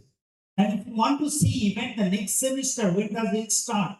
What are the forthcoming courses? You can see the tentative course list of January to April 2027. We usually publish the schedule at least 1 year in advance, the timeline, and the course list will be periodically updated with the read-on and new courses as they get approved by the faculty. This is how if you go to the read-on course page, something like, say, this is the ethical hacking course from IIT Madras, you will find under the statistics, you have got about the course, downloads, TLE statistics. Under the statistics, you will find how many times the course was offered, how many students enrolled, how many registered for the examination, how many got certified, and what was their score distribution. Gold means 90 plus, 75 to 89. Every data, that means whether the minimum mark, maximum marks, average marks, standard deviation, every data is given. Just like before attending any program, we all say, even taking a hotel booking, we try to see the review. Same thing you can do it here. By seeing this, you know your students' background. You can decide on whether these students of yours have got a requisite background and will be able to complete the course. Understand? If the candidates are topper, then under the course list, under the same read-on course page, the topper list will reflect semester-wise who is the student. If the student is from, say, Triveni College, I think in the last semester, only one candidate from this college wrote the exam, and he or she, I think, was the topper. 90 plus topper. So if you go to that particular course page, we'll see the candidate's photo and written as Triveni College, Raniganj. So that is always there. There's a huge recognition, and also these data is also reflected within the college website. Then, if you come to the read-on course, there is a download tab. Under the download, there are 4 sections. Assignment. If I click onto the assignment, I will be able to see one set of assignment which was used earlier. Maybe in one of the previous semester, the faculty used These questions you can see here. Week 1, week 2, and all, you can refer to that. You can download it and refer. Then comes the text transcript. We said that text transcripts are available on weekly basis as well as entirely in a booklet format. This is weekly basis transcript. I can download weekly transcript in different languages. I can select here which language I am looking for. Then comes books. Again, these books are available in English, Bengali, Gujarati, Hindi, Kannada, and few other languages. So if I am a Bengali speaking student, find it difficult to follow the lecture, I can download this, and this is a good booklet where the English faculty is teaching in English, and I get the entire content in Bengali. Then comes videos. If I want to download the videos, I can download the videos individually from here. Okay. So these are the relearn course advantages. Now, after going to the relearn course, if I want to join a course, I can go to this page called swayam.gov. I can go to the page called swayam.gov.in. Here, I'll be able to see all courses that are available. I just click onto the all courses. It will go to this page where I find not only courses from NPTEL, but also all 10 national coordinators who are offering the courses. All courses will be available. Now here I can select if I am looking for NPTEL courses. I can put a filter here. I'll see only NPTEL courses. If I want NPTEL courses from a particular discipline, that also I can select from here. And also the duration I can select. So after this, if I want to join a particular course, what I do, I want to join a course of cloud computing by Shomoganti Ghosh from IIT Kharagpur. So that about the course information will give details about the course, who are the intended audience, who are the, if there is any prerequisite follow the lecture, industry support means which industry will appreciate this particular course knowledge. So that is mentioned. So after going through these, I can see the summary section. Under the summary section, it is first slot is written.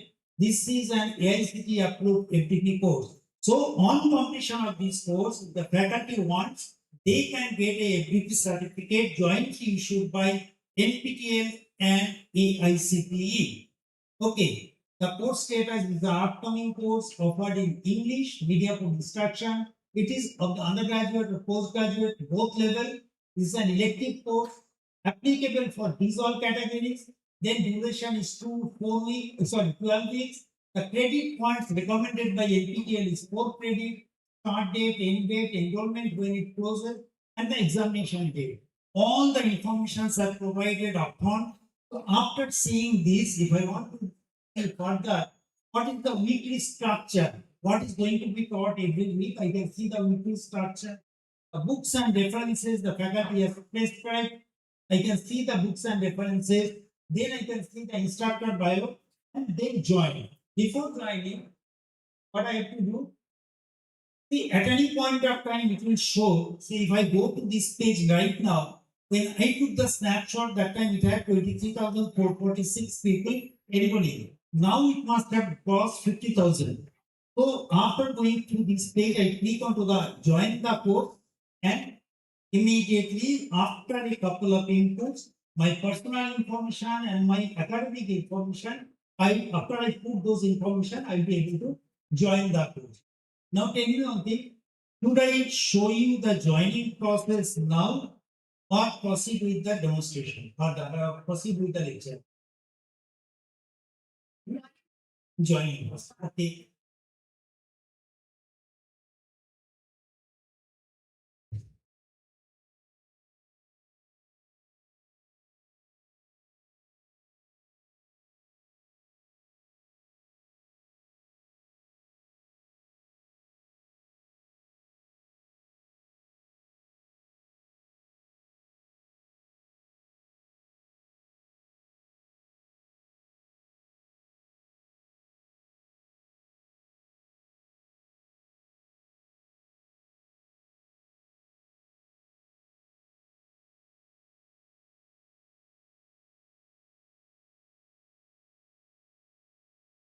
See, go to Google Chrome. First, you go to nptel.ac.in. Okay, I click onto the nptel.sc.in.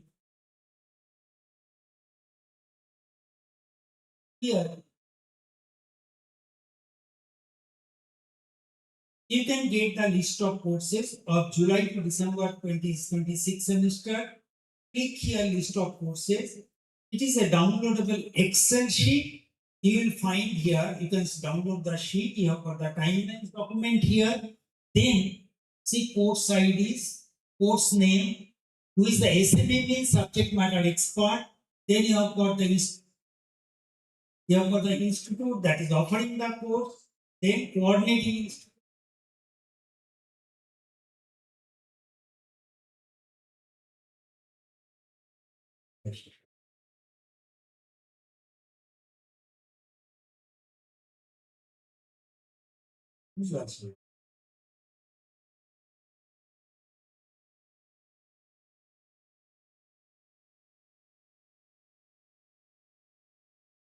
ঠিক আছে.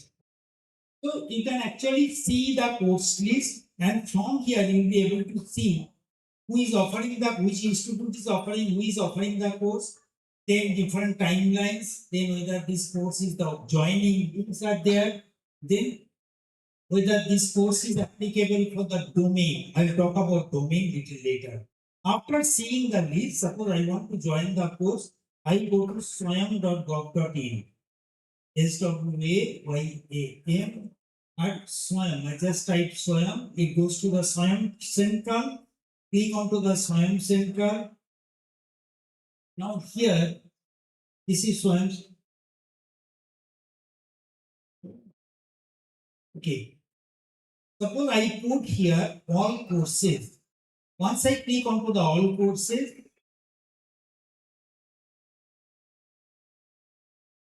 I can put a filter here. The course I am looking for is from NPTEL.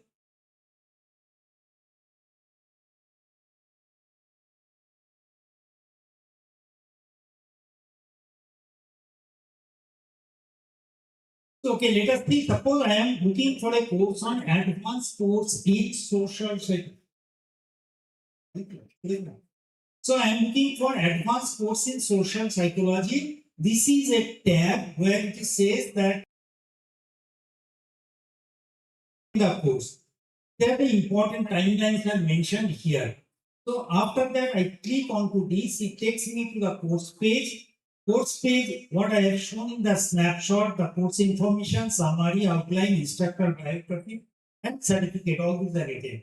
Now, at this point, 2,681 candidates have enrolled into the course. 78 numbers of them have registered for the exam already. Now, if I want to join the course, I click onto the join button. Once I click onto the join button,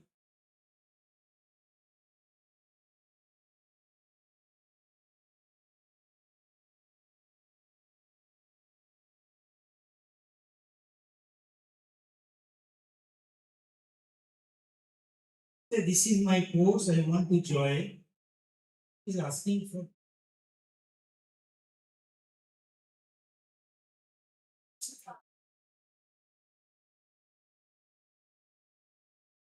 can anyone please Google?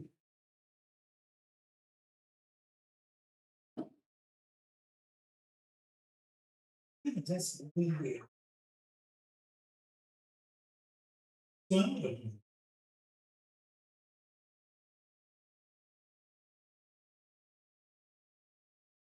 Is there anyone who has completed any SWAYAM course? Any?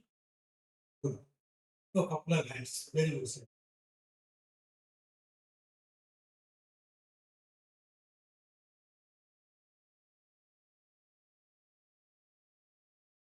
Okay.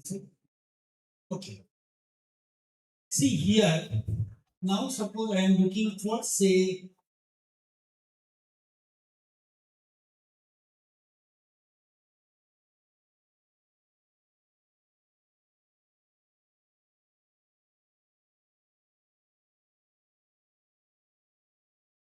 advanced course in social psychology. I am interested. I am clicking here. Then I am joining the course.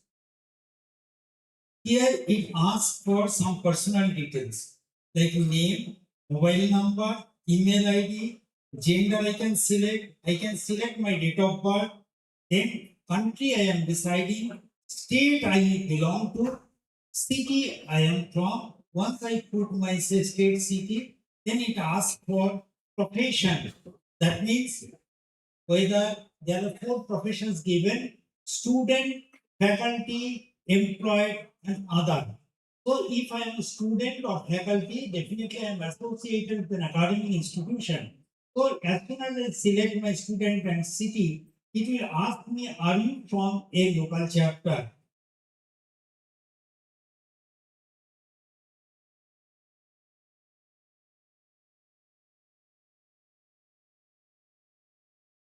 First, let me introduce myself.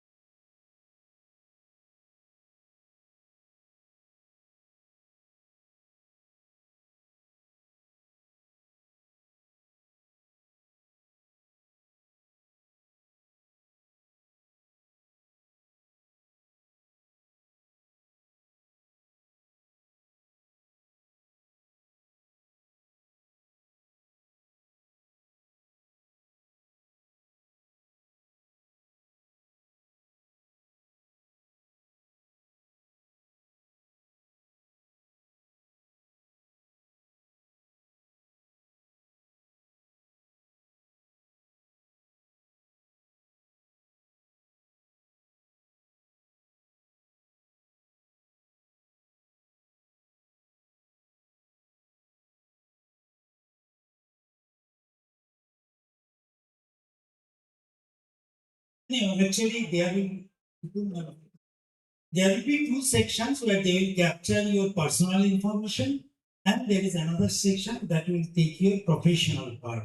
If you are a student or faculty, it will ask you whether are you from a local chapter or not. If you are from local chapter, you just state your state. Tell your state, and immediately under the state, say that there are 200 colleges who are part of this local chapter group of SWAYAM.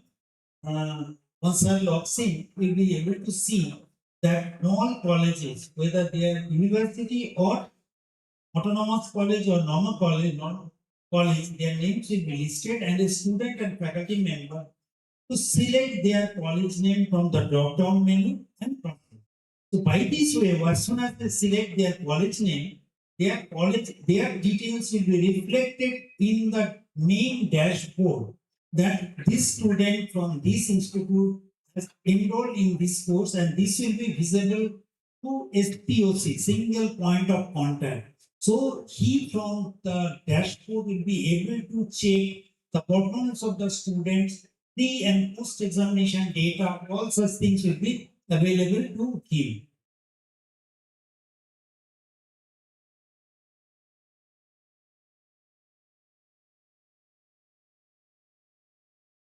Just join any course, sir. Any course. Whether it is from NPTEL or any other 10 national coordinators, if you select any course, the same format what is developed by NPTEL is followed across the all 10 national coordinators. Just join the course. Sir. See, name, you can put in. Otherwise, I will not be able to proceed.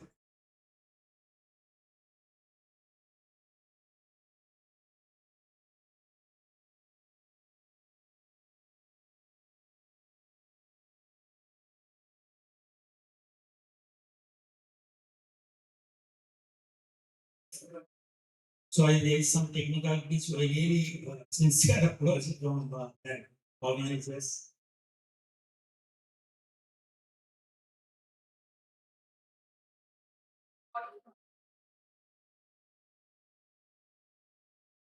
See, these courses are open for anyone, irrespective of whether they are from academic institution or not.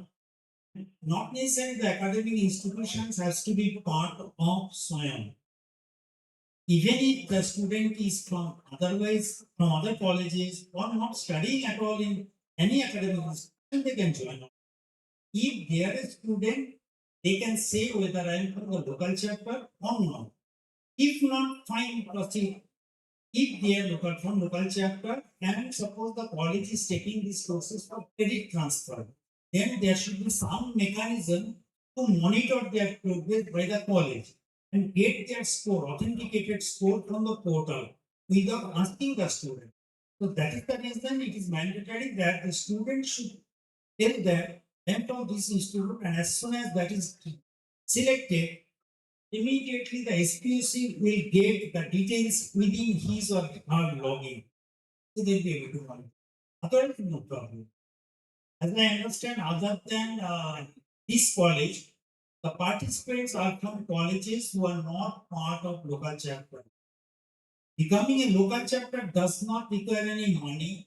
A simple letter from the head of the institution is what is required by us.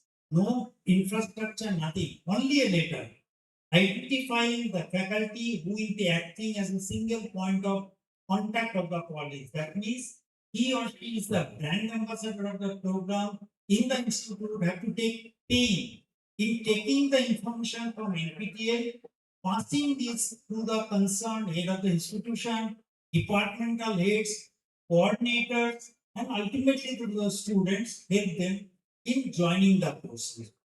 Okay, whether it is for the certification or for just for learning purposes. They can say if they are taking say physics 1. Now they are doing experiments also.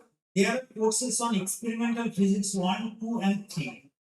Okay, so if the students are doing similar experiments in your college, they can always refer to this experimental physics 1, 2, 3, experimental chemistry, such courses from NPTEL will only give some additional benefit. If the faculty, suppose you are teaching a course, if the faculty from IIT is teaching, maybe he or she will be giving some other examples. So that will make the students better, understanding will be much better. That is what I'm saying. Just because they refer to the library books, similar to that, they can consider some repository instead of the print material. This is audio visual aids that can help.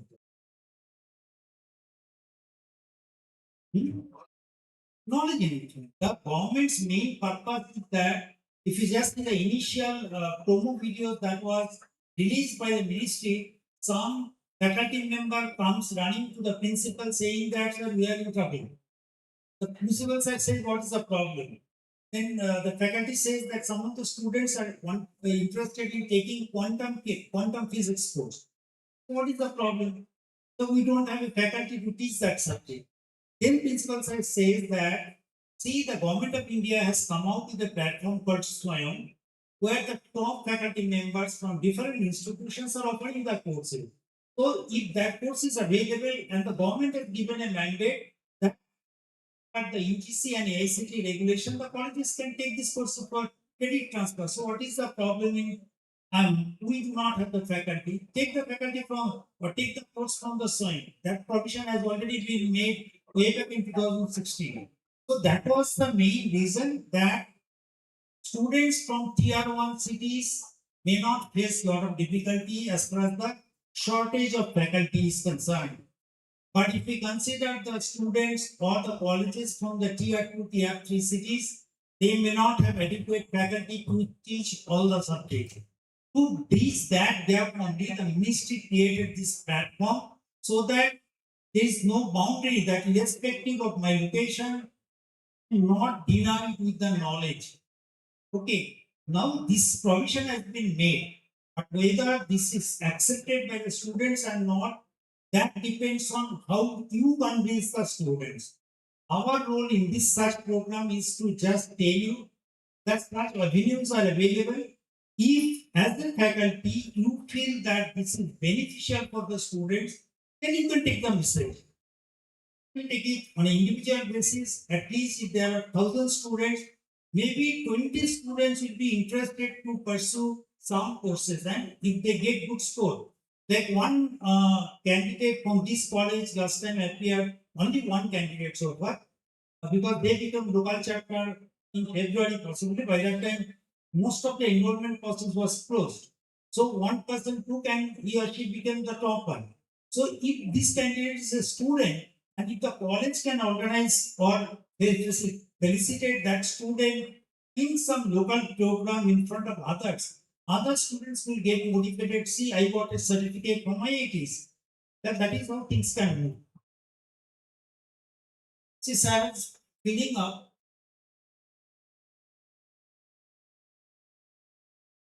See, once you go to the college name, sir, we just go to the college name, that drop down list. Sir, combined counts. See, putting mobile number, date of birth,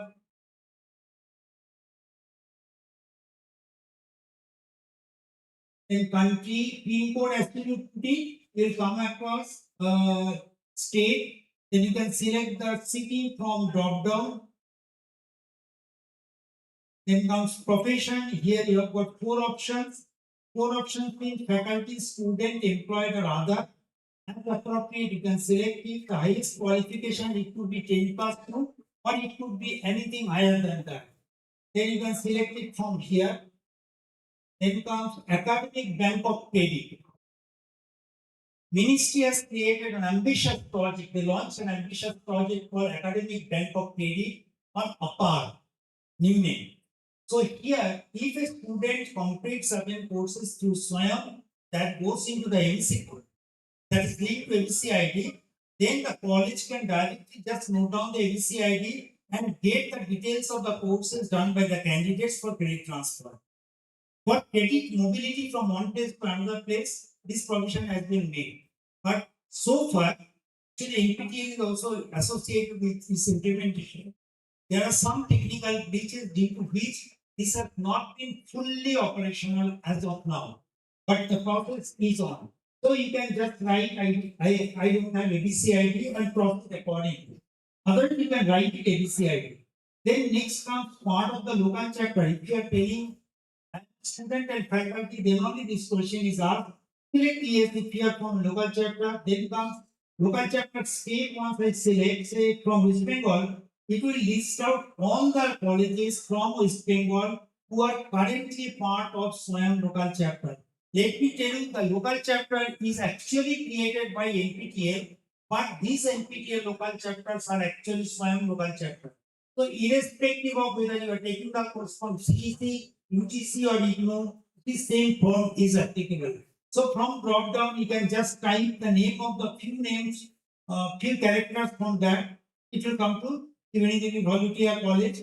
The college ID is 8489. Then you can select the highest academic level for.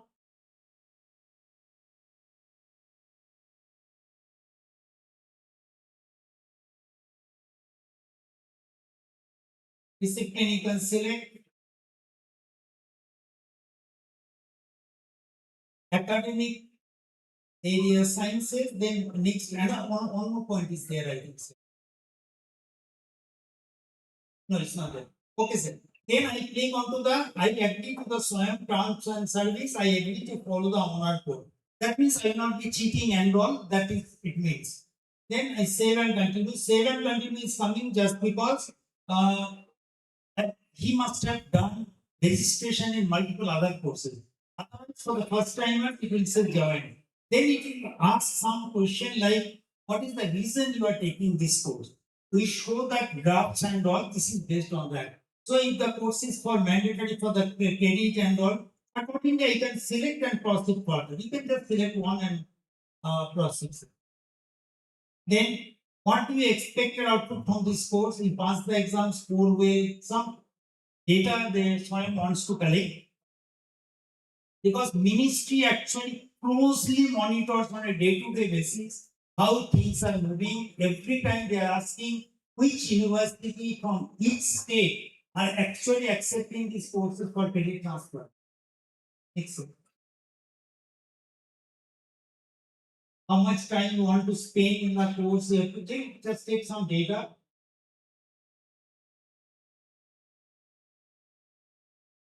So once you complete it, then you have it's a very simple process. It does not take more than 5 minutes. Immediately it will take you to the course page and it will come a message like thank you for registering for this course. Then you can go to the course page. Now the courses are starting from say Monday. Usually what we do, if the courses are offered say from 20th, we try to release the first week content. First week content means the videos and events at least 1 week in advance. We understand that some of the students might be first time learners, first generation learners. Some people might be first time into this portal.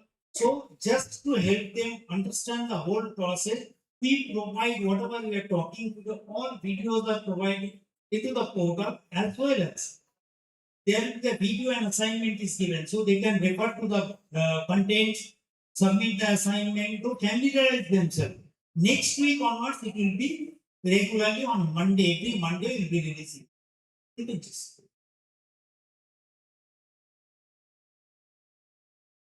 See, once he submits that one, it will take to the course page. So this course must be starting next slot. So here, no. So here on the top you can see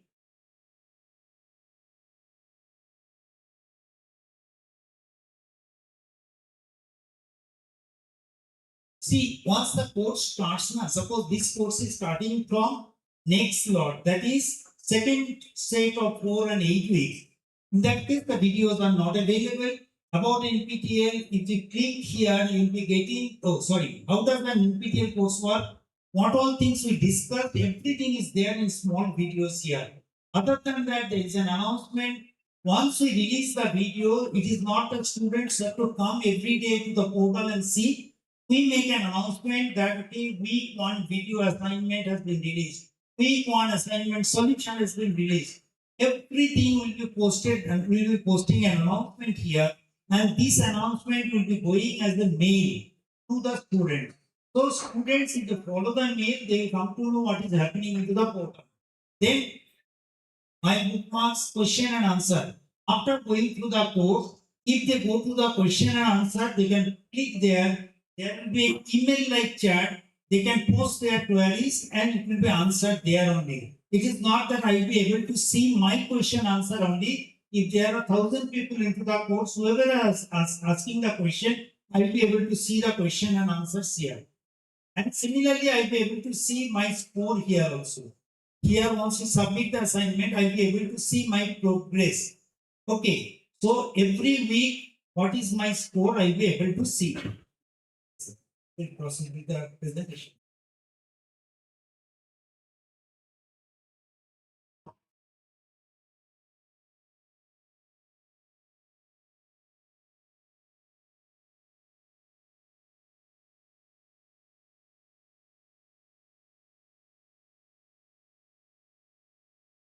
This is available as SWAYAM. What's called your in the SWAYAM Play Store also. This app is available. So if you want to try, you can download the SWAYAM app from the Play Store and you can join. It does not take more than 5 minutes. Okay. Unless you do it yourself, you experience what the inputs are required, you will not be able to convince the students. So this is what we have already discussed. There comes SWAYAM local chapter.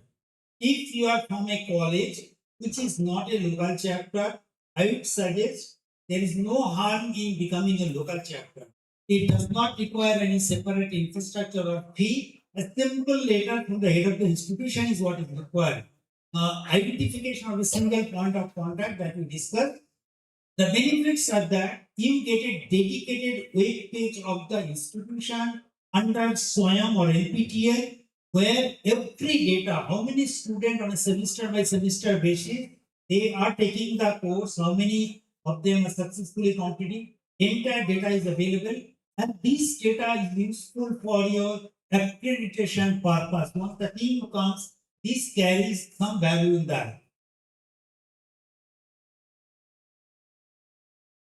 Then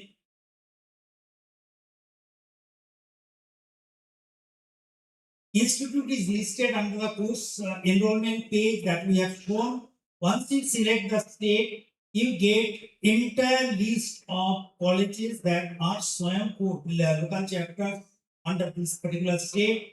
If you want, just like you have got library books, if you want all 3,200, 300 courses that have been developed under the SWAYAM or NPTEL, if you want to get it, we just send us the hard disk, we'll copy the entire course list with you, so you can bring it and put it in your digital repository. So that would be a valuable addition for your students.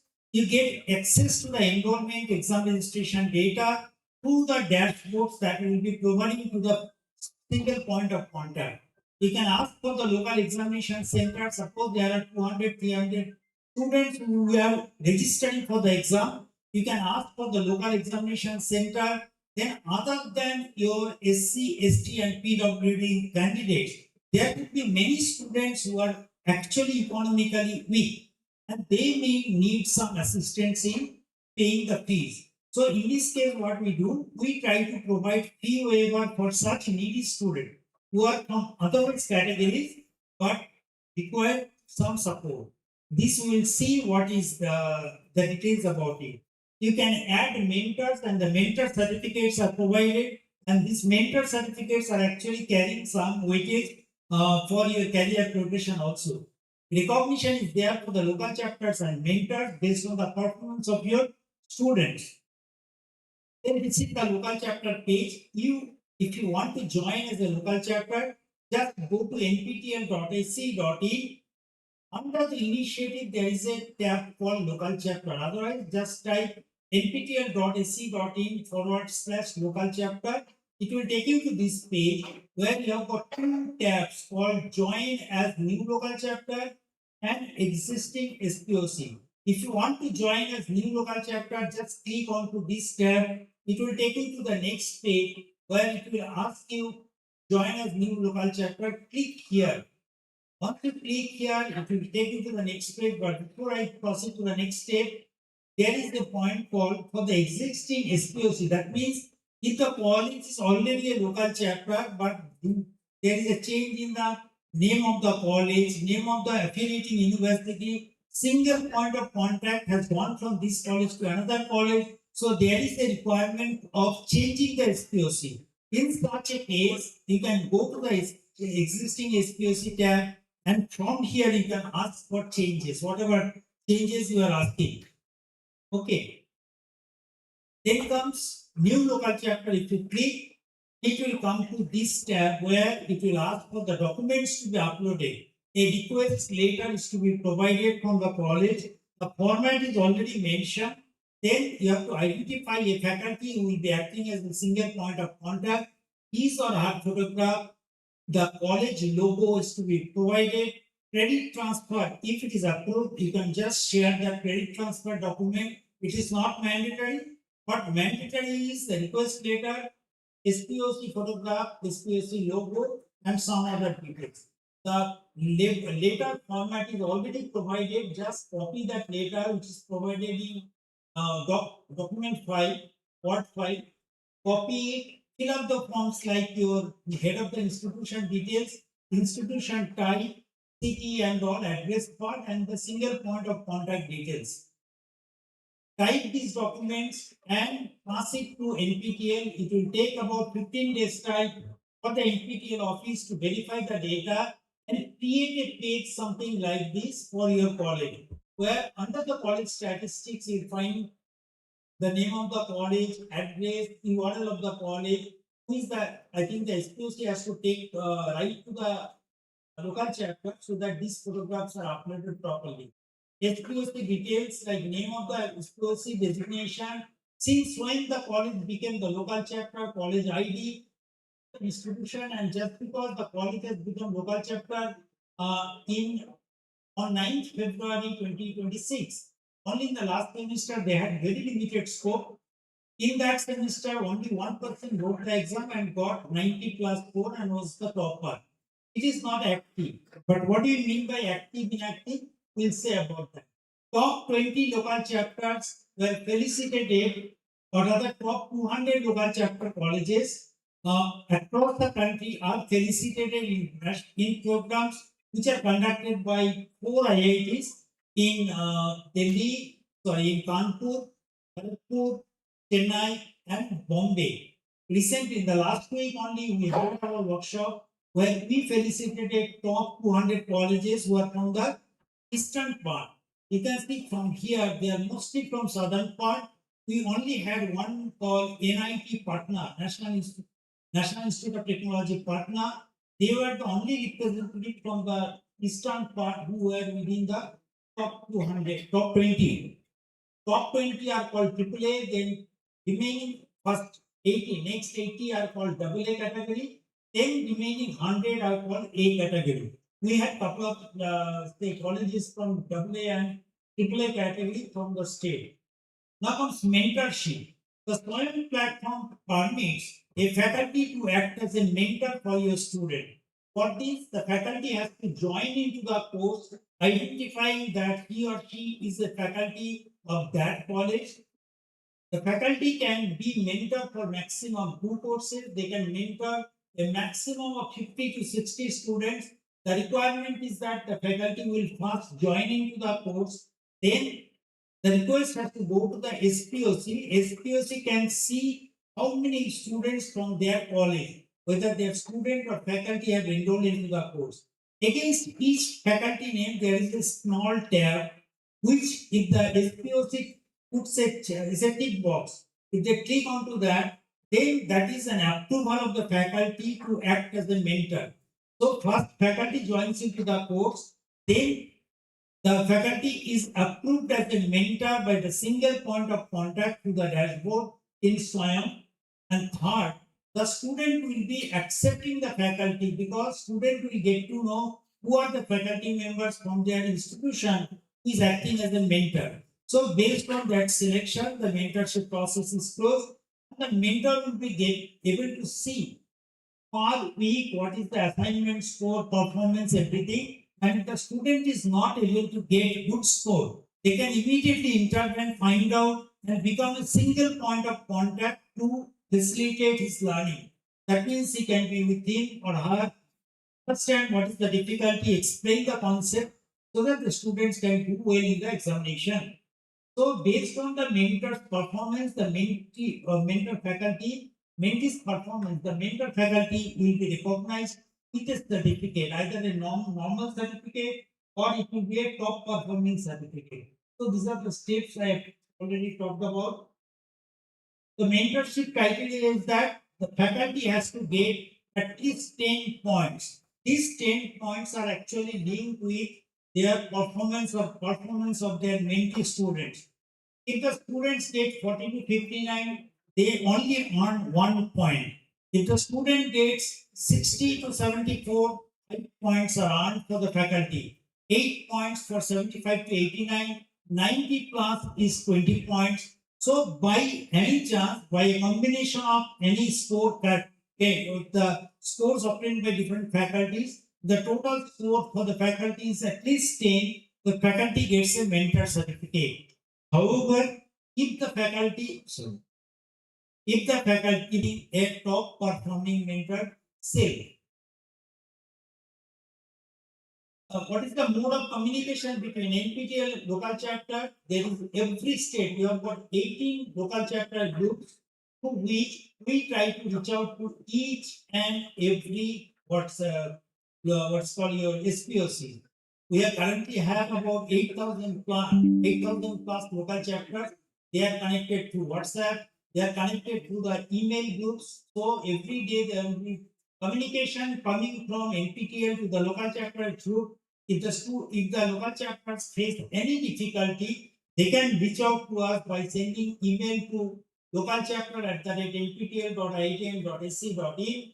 Else, they can also reach out to us through phone calls every week. Thursday, Between from 5 o'clock, there is a live session is conducted through Google Meet. These session details are shared beforehand to the WhatsApp. If anyone has got any difficulty in following any of the features, the college is facing any difficulty with the portal, they can immediately write back to us or talk to us through the Google Meet so that this is resolved instantaneously. Okay. So SPOC, the single point of contact of the local chapter college, has got two dashboard entries. One is in the SWAYAM portal. The SWAYAM portal dashboard will carry your details about the enrollment, the mentor addition, and the assignment score. Other than that, there will be a separate login into the SPOC website, NPTEL website, where the faculty's pre or the students' pre and post data, examination related data, that means enrollment data, exam registration data, which examination center has been allocated, their hall ticket, their final score, every information will be provided.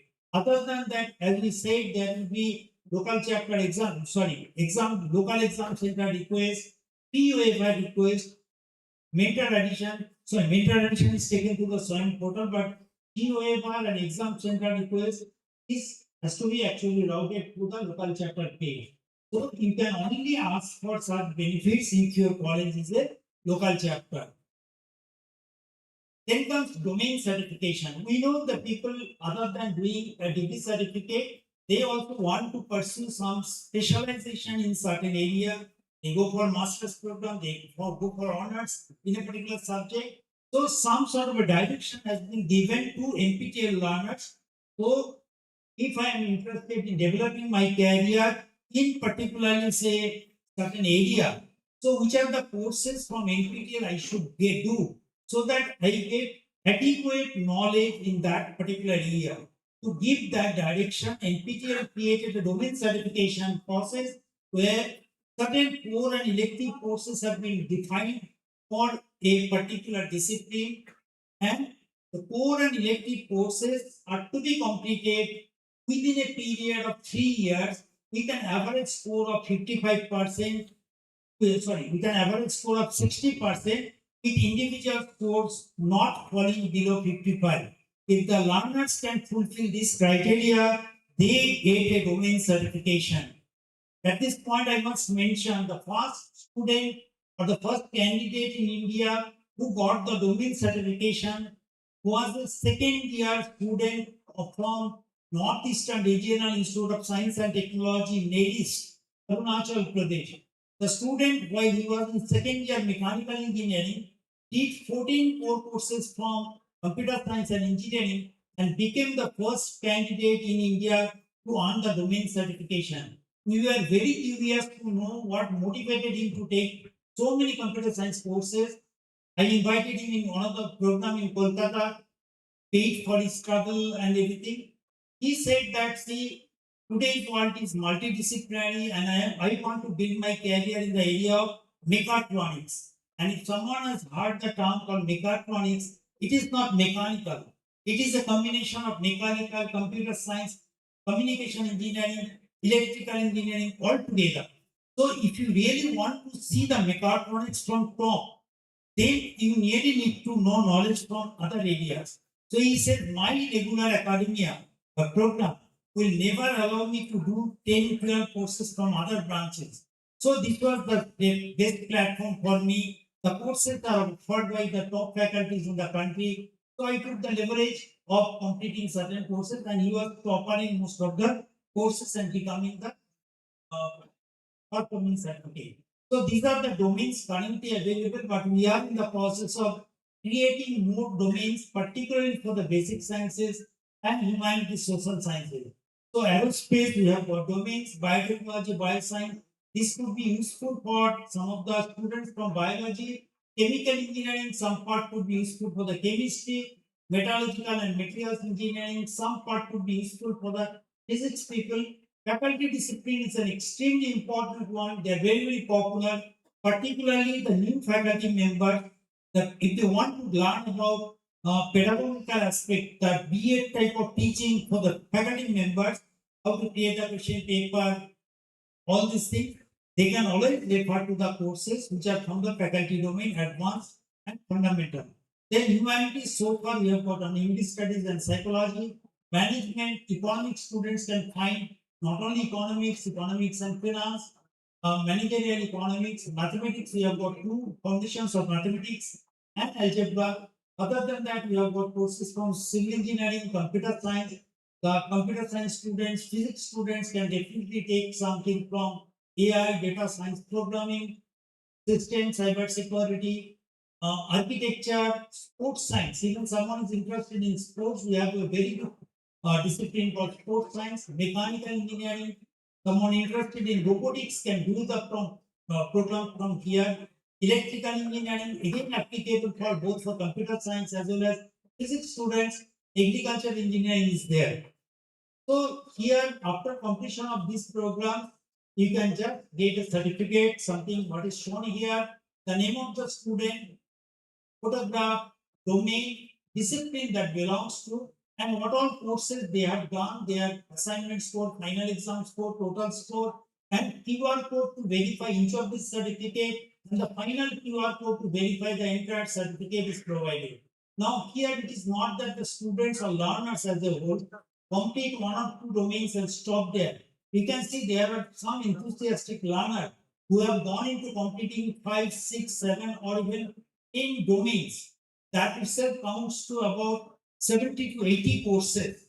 Okay, the most popular domains amongst the learners is data science, faculty domain, advanced, and the programming domains. First and third one are definitely for the job opportunities, but the faculty domain advanced is primarily amongst the faculty members from different colleges. How much time do they take to complete a domain? Usually the domains are 6 or 7 courses. We find that on an average, the students may take 4 to 5, 3, 4 or 5 semesters to complete the course, but they have to be very, very smart, motivated learners. We can see at least 19 students who have completed the domains in one particular semester alone. There are 293 candidates who have completed in 2 semesters and so on. But on an average, if we can motivate some of our students who do one domain, they can complete it within 3 to 5 semesters.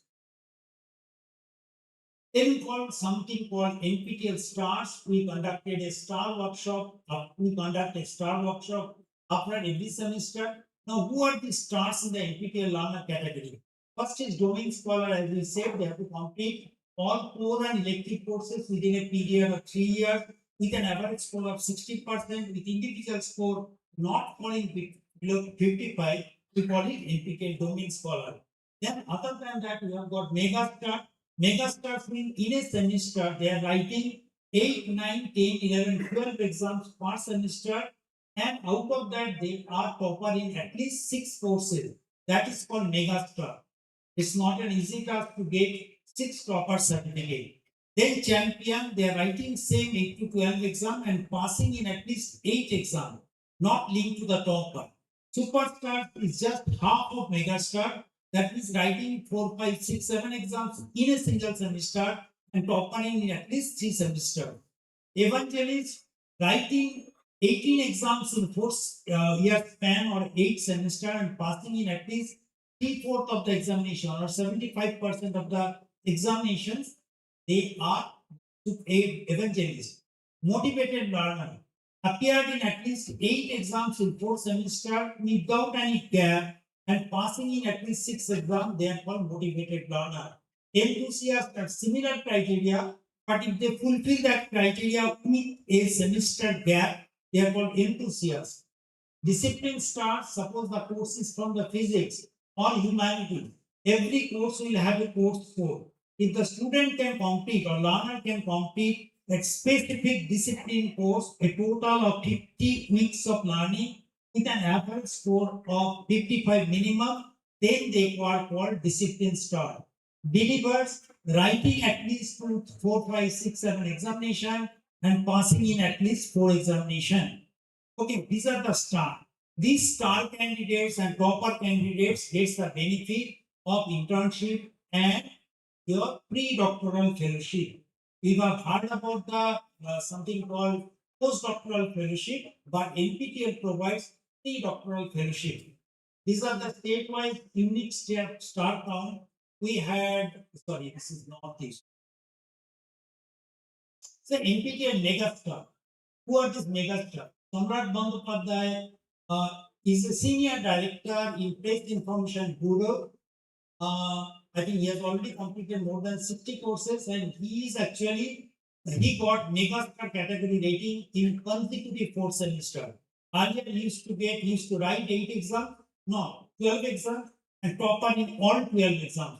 This time I think in out of 12 exams he got topper in 10 exams.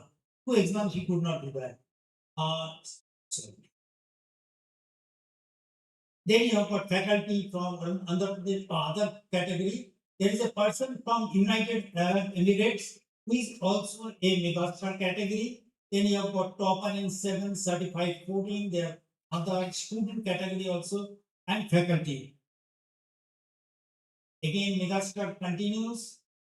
Student from Haryana, faculty from Assam, Karnataka, West Bengal. This is other person, maybe from industry, faculty from Tamil Nadu.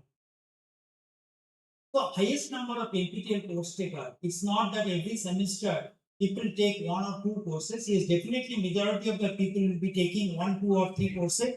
But there are people who have taken at least 16 courses.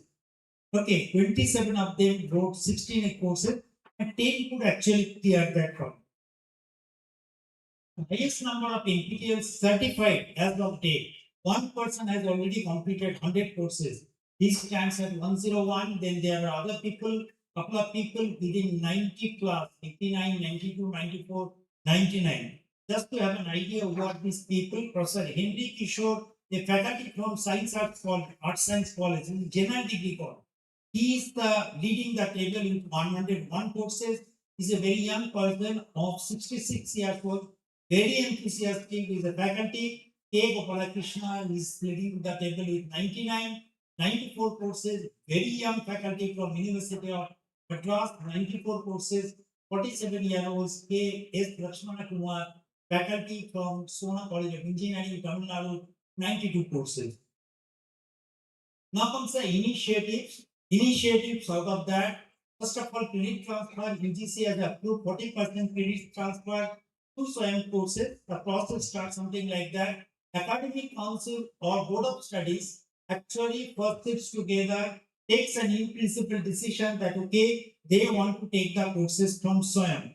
Then next step is they will look at the course list and finalize which course from SWAYAM they want to prefer for particular set of group, particular group of students or learners. Once that is decided, third parties, NPTEL will recommend certain credits for its courses. Whether that credit should remain as it is or then needs to be scaled up or down, that decision lies with ultimately the Board of Studies or Academic Council. So here, the Academic Council first takes a decision, then they look at the courses, approve the course, approve the credit equivalency, then it goes to the students. What is our recommendation is that final year students should be avoided because SWAYAM portal does not allow any supplementary examination. So if the student is in the final year or final semester, if he or she fails in the NPTEL courses, then the whole graduation part is delayed. So it's better not to implement or say ask the student to do some course from these online portals in the final semester. Usually we suggest that from second semester the student should be encouraged to take the course because in the college the first semester the students are coming from the school where the environment is very different from the college. Let them come and settle down in the college environment in the first semester. From second semester, just to give them an idea what is a MOOC course, they should be encouraged to take something course like soft skill, communication skill, which are usually 4 weeks, 8-week courses. Once they are familiar with the process, then you can suggest the courses, either elective courses which are not offered at your place or other courses as it is appropriate, considered appropriate. This is the credit transfer recommendation from AICT. Initially, the UGC came out, UGC and AICT came out with 20% regulation in 2016, but then this was modified by UGC in 2021. That 40% credit is now permissible. Now, AICT remained at 20% in 2023. In 2022. In 2023, they also suggested they are approving on the similar line 40% credit to SWAYAM platform. Also, AICT has approved that on completion of 20 extra credits through MOOCs, the student will be able to get an undergraduate degree with honors or minor degree. What is our credit recommendation? We recommend a 30-hour course or 12-week course as equivalent to 4 credit, 20-hour course equivalent to 3 credit, and 10-hour course is equivalent to 2 credit. However, this is not binding on the candidates or college to accept this credit as it is.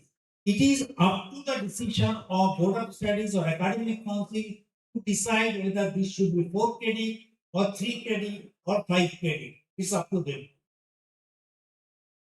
And it is not that what we preach, we don't practice. You can see the list of the IITs, whether it is newer IITs like IIT Palakkad, IIT Gandhinagar, IIT Tirupati, or IIT Patna. The older IITs like Kanpur, Madras, Kharagpur, Bombay, Guwahati, we have also implemented credit transfer policies to NPTEL in some or other area, either for the undergraduate students up to certain level, or postgraduate or PhD student. Okay. Then comes post-baccalaureate fellowship, or we call it pre-doctoral fellowship. What is this? If a student has completed undergraduate program, or that is say BA, BSc, BCom, whatever it is, they have completed their undergraduate program or completed their postgraduate program and wants to pursue a career in the area of research. In that case, if the student is either a topper or a star category learner, the students get a chance to apply for 1 year research fellowship at IITs. So the process starts like this. We collect the proposals, research proposals from the IIT faculties, saying that you can suggest some proposal where a student can work for 1 year. So these research proposals are shared with the eligible candidates. The candidates will look at this proposal, the detailed things will be provided. Then they select 5 proposals based on their preference. 5 proposals are selected and they submit their applications. These applications will be scrutinized by the faculty. They may conduct an interview and a couple of students will be selected. A faculty is permitted to take up to 3 research fellows in this pattern. During this period of 1 year, this is purely in-person, full-time basis program. During this period, the student will get a stipend of rupees 25,000 rupees plus HRA as applicable for that city. So, student is paid scholarship. Other than that, if the student is supposed in the chemical or biochemistry or even computer science, they may require to buy certain reagents, some chemical components and all. So here, just to meet that expense or some software they want to buy, for that we provide them rupees 1 lakh for 1 year contingency fund. So after completion of that, it is saying that, see, you can see the number here. Number of projects are increasing day by day.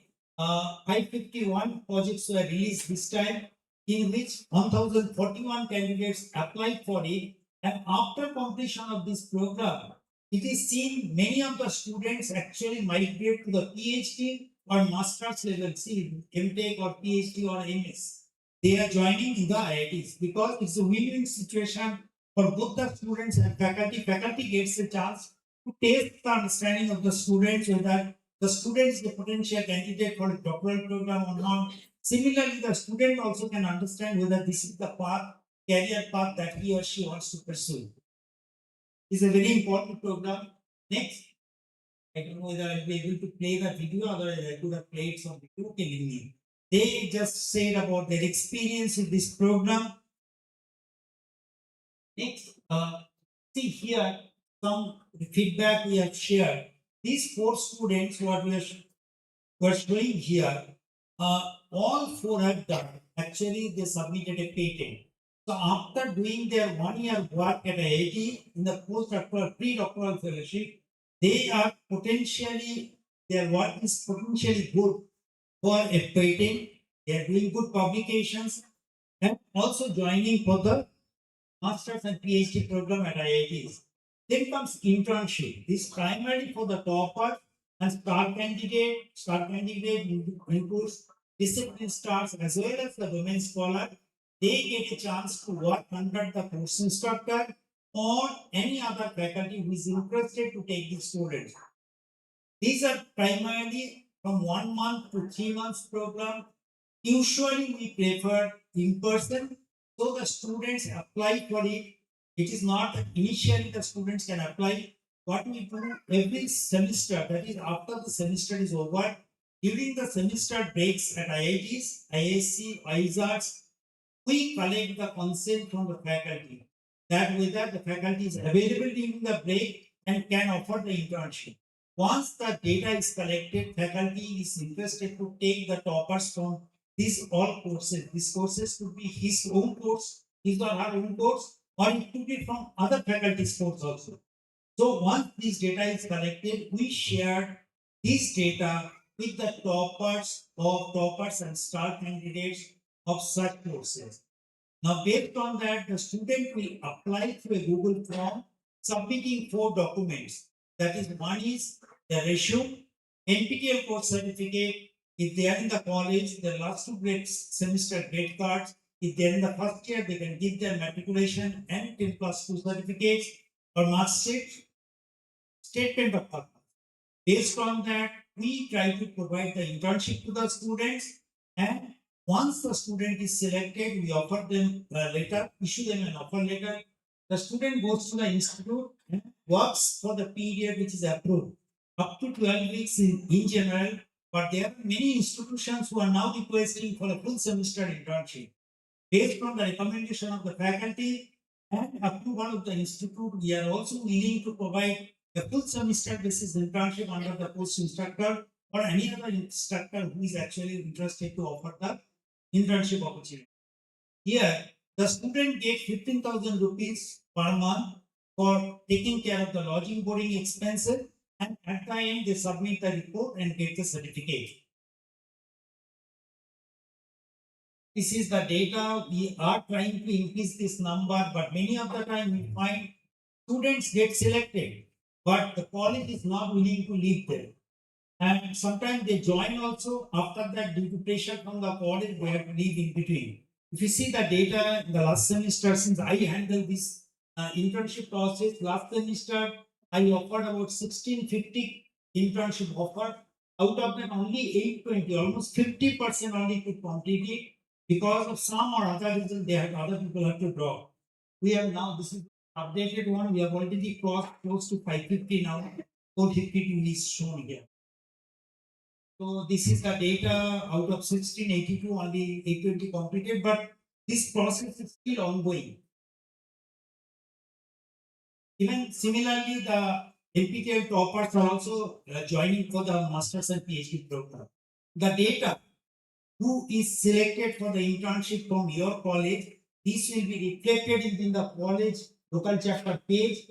So SPOC can see who are the students who have been selected, who are undergoing, who have completed. All this data will be also visible to the college.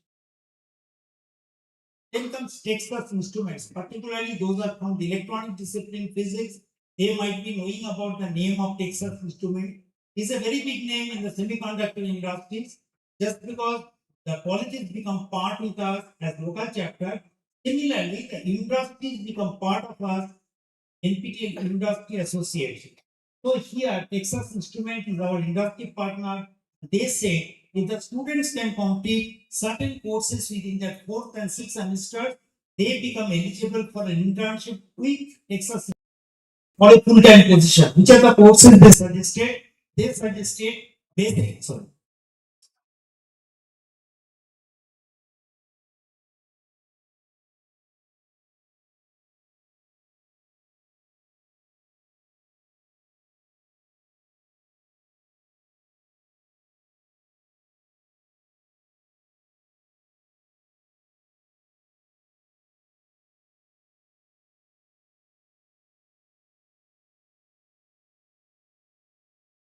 They suggested certain courses like basic electrical circuits and analog electronic circuits or IC design within the fourth semester. These are primarily used even by the students of physics, and also certain courses like on your right hand side within the green box, circuit analysis for analog designer and so on. If they can complete it, we'll train them how to appear for the interview with Texas Instruments.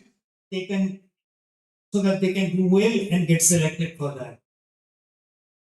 New criteria for tier 3 female students. If the students are from the tier 3 cities and they are taking STEM subjects, science, technology, engineering, mathematics, and doing well, 85% marks in that, then the students are automatically given 50% fee waiver.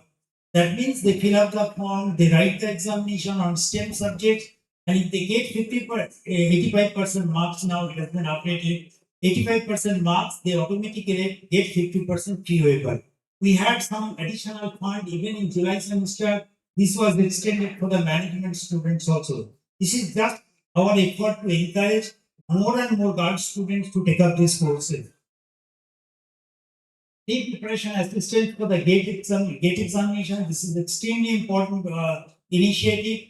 Many students are taking the benefit. If the students like physics, chemistry, mathematics, biological science, you want to take gate examination, you can explore this portal. We have done what all things, Suppose you want to appear for the exam. What are the steps you want to do?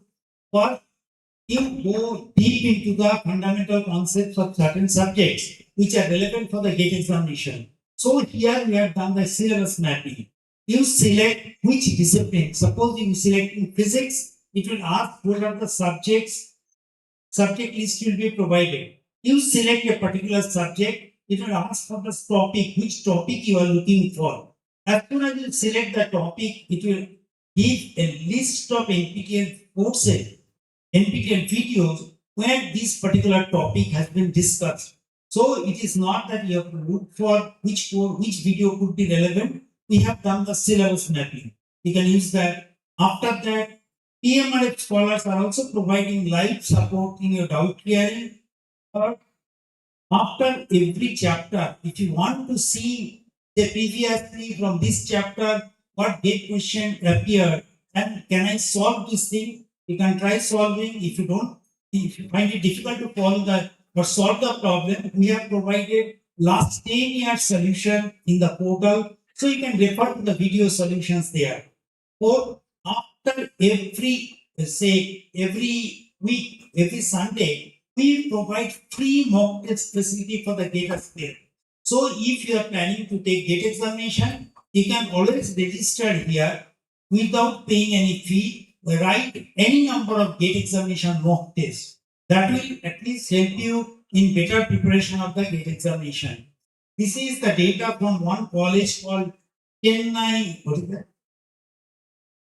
Chennai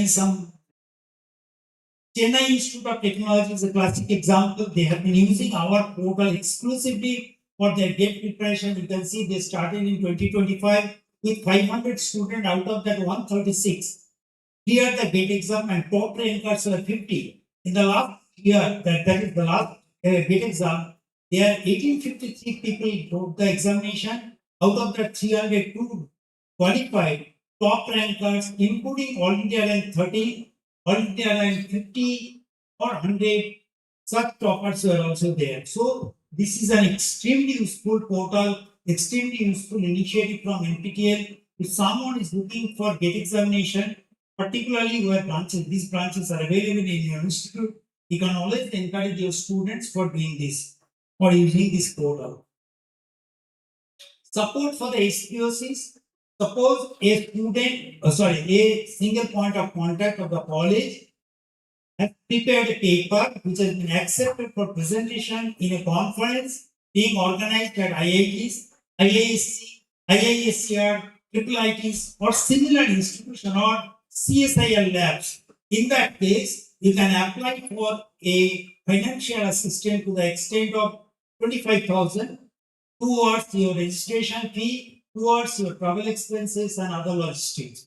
So once the paper has been accepted, to come and submit these every month, first 10 days of the month. There is a window open in the NPTEL portal. You can submit your documents to prove that your paper has been accepted in the recognized conferences.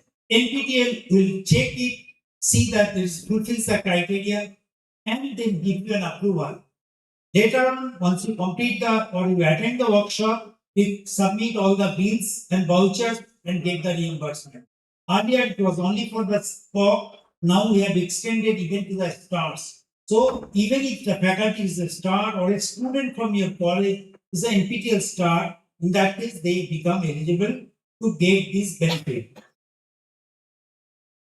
NPTEL FDP certificate, we have signed an MOU with IIT, that is All India Council for Technical Education, who has approved FDP certification for most of our elective and advanced level courses. So on completion of that, the faculty will be getting two certificates. One is the NPTEL course completion certificate. Another is the, you can say here, the AICT NPTEL jointly issued certificate on the FDP. Now this FDP certificate is basically here, the FDP certificate, the 4-week NPTEL course is equivalent to half FDP of 1 week, 8-week NPTEL course is equivalent to full FDP of 1 week, and 12-week course is equivalent to 1.5 weeks FDP. And whether the course is available for the FDP purpose or not, it is in the course page itself under the summary section, the top part, that we have already shown it to you.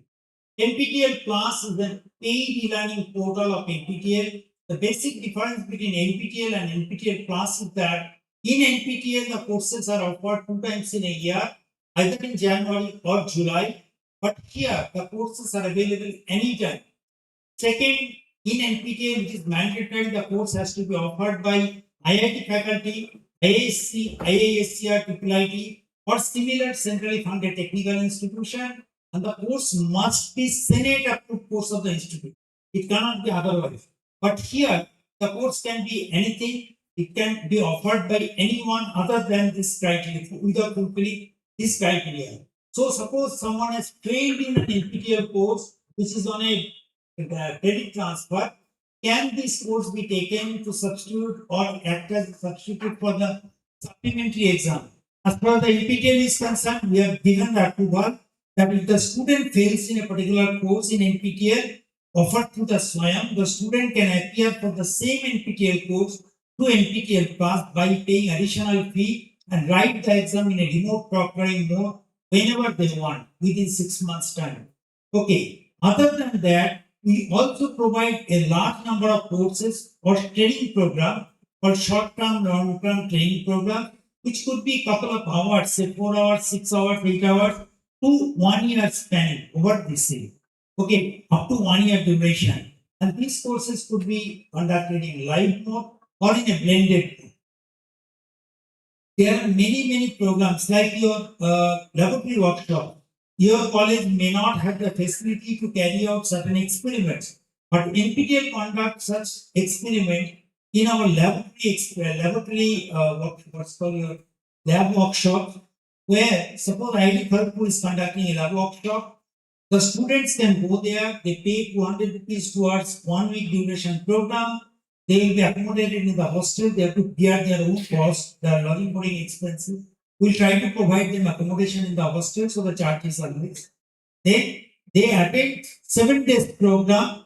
During this, not 7 days, 1 week program, during that time, Monday to Friday, they will be doing 2 experiments, one in the morning, another in the afternoon, and on Saturday, they will be writing an examination. On completion of the examination, they get a certificate which is considered as equivalent to 1 credit by NPTEL.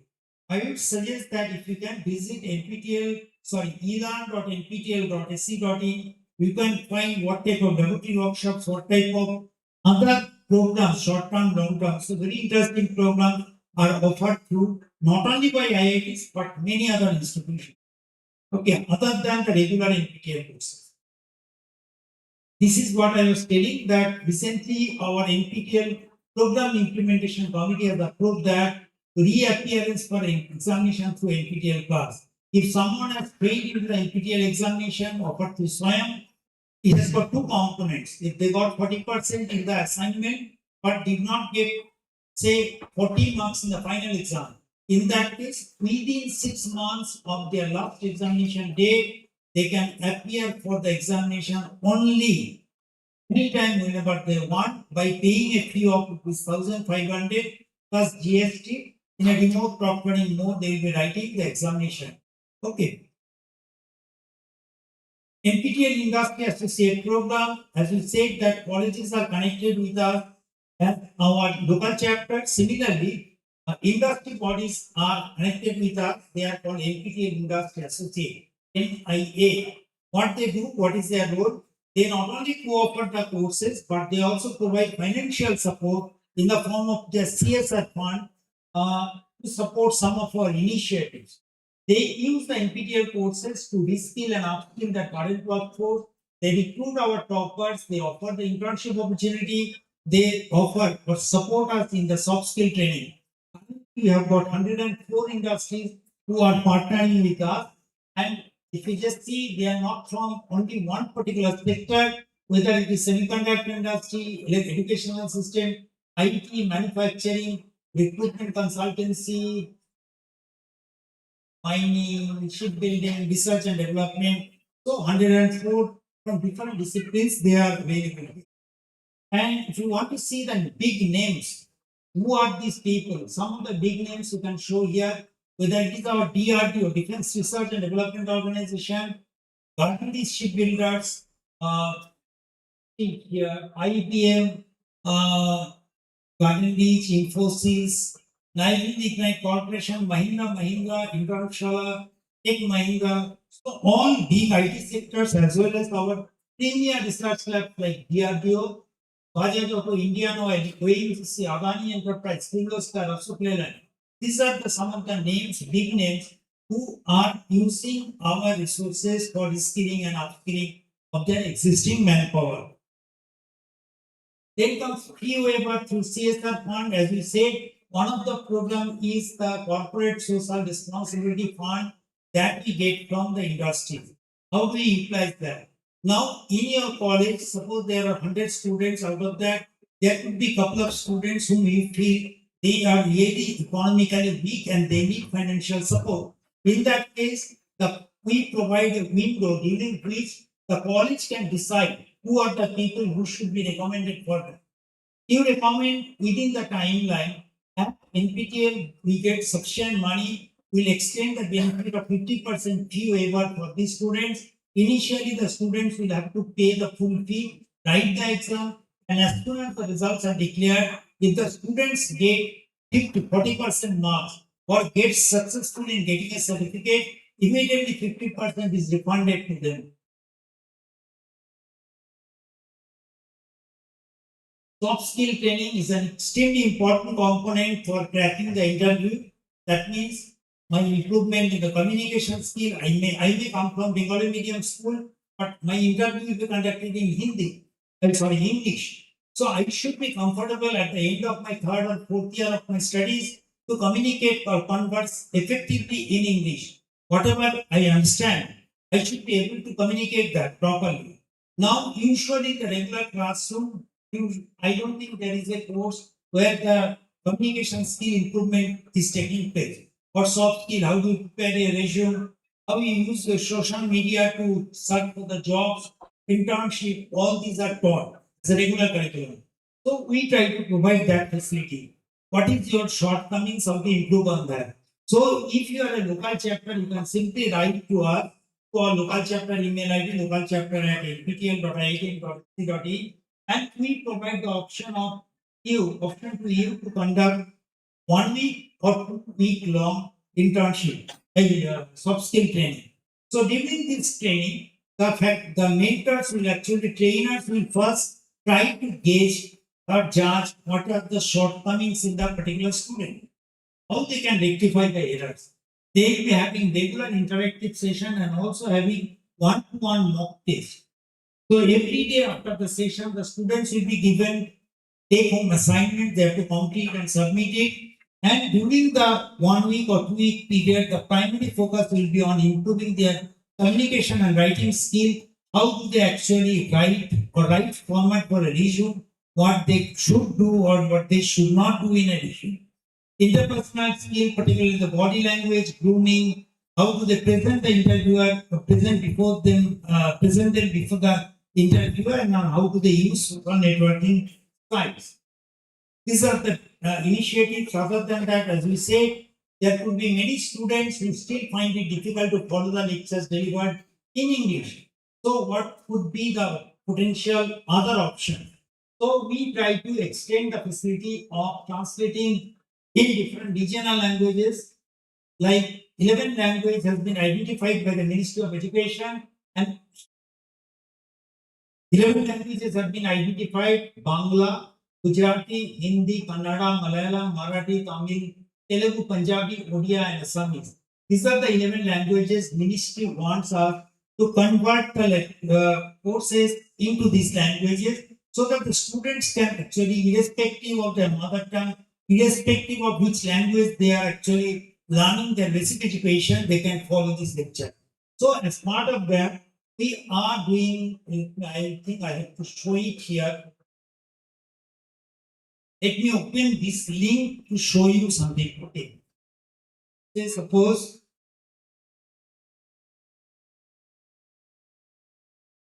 just give you an example what I mean by that. See, this lecture is delivered in English. Okay. Now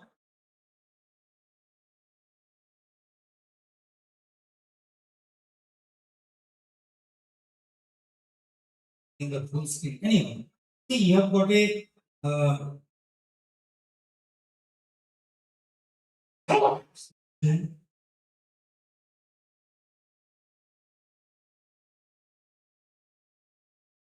see here.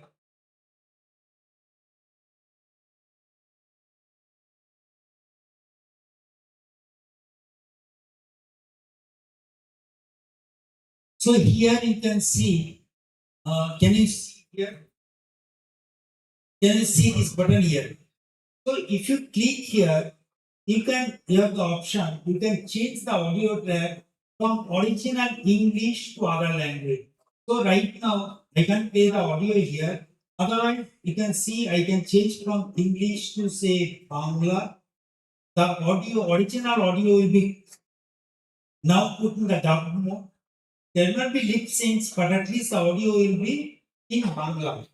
Similarly, if I want, right now the subtitles are coming in English. If I want to change the subtitles from English to see Hindi, I can put the Hindi word. So at least what I was not following initially, I can change the audio track, I can change the subtitles from Bangla, so Hindi, English, Bengali, whatever is comfortable for me. This provision has started now. Other than that, there is another provision what we have started is using your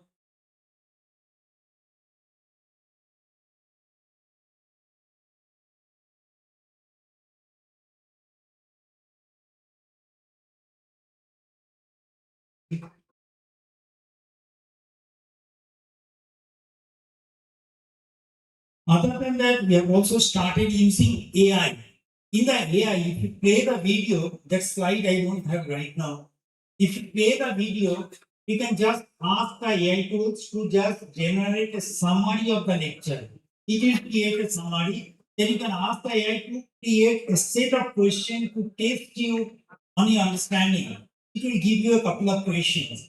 You solve the questions. If it is incorrect, it will alert you that this is not correct, this should be the answer, and why this should be considered the correct answer.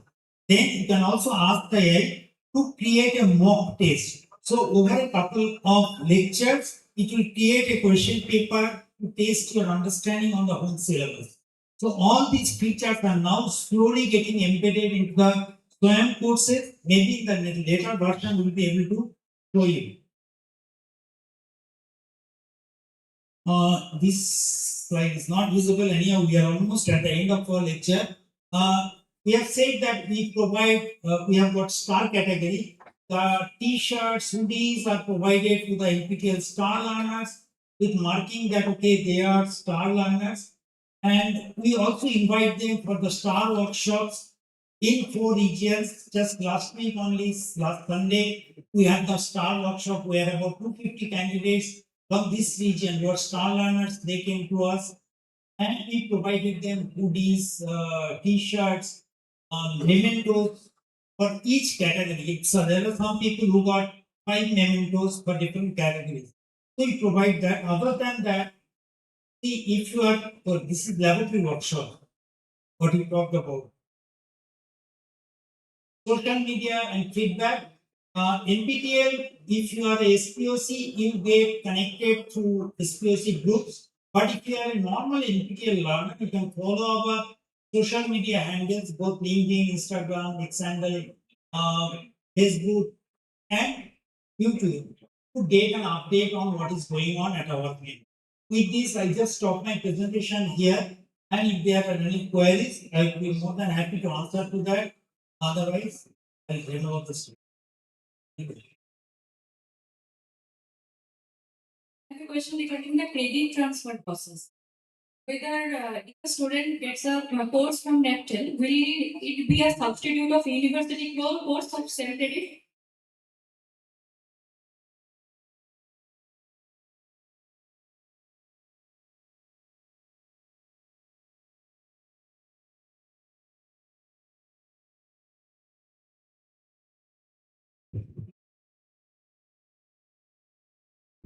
Hello.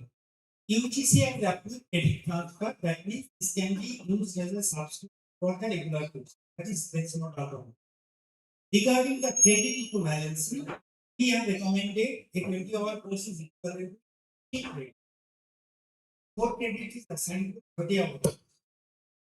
Now, this is only recommended. Whether this should be taken as it is or it should be scaled up or scaled down, that lies with the academic council. So, the academic council or board of studies of the university once takes an in-principle decision that they want to take the course from SWAYAM. Next, they look at the courses, identify the courses, maybe whichever course is not available in their curriculum, or there is no faculty to teach that course or something from the emerging areas. They can identify, they can list out those courses and also see what is the recommendation from the course offering body, whether that should be equivalent to that or any changes. So once that is done, that goes to the institute or the faculties, ultimately to the student. After completion of the course, the faculty can actually check the authenticity of the certificate submitted by the students and add it into the transcript. Thank you, sir, for your crystal clear presentation. But I have a question for this credit transfer. But as I'm from Asansol Girls College, suppose TDB College is a local chapter. For my subject, I'm from food and nutrition. So if their faculties, they have mapped the syllabus and sent it to the board of studies. And board of studies, as per the academic credit, they will scale up or scale down the program and they approve the program. Does that program will be applicable across the colleges or it is an institute specific recommendation? Approval is given by the university for all the affiliated colleges under the university. That is my understanding. If the university gives approval for certain credit transfer to SWAYAM and certain specified courses have been specified, I think that's approval stands valid for all the affiliated colleges of the university. Being either the institution, you can only justify. Is it correct? It is valid for all. Because to the best of my knowledge, what Macau did, they sat with us, they selected certain courses and they say anyone from the affiliated colleges, if they complete these all courses, within this many semester, they get to bonus for it. That should be uniform across all. Hence, we will be notified from the university and NPTEL.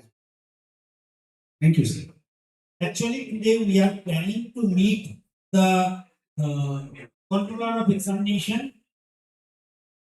Since BC sir is not available in station, myself and sir is expected to go and meet the COE. We had a talk to the BC sir also. So if we can convince them about the potential of this program so that the students can take benefit of it. Maybe the university can consider.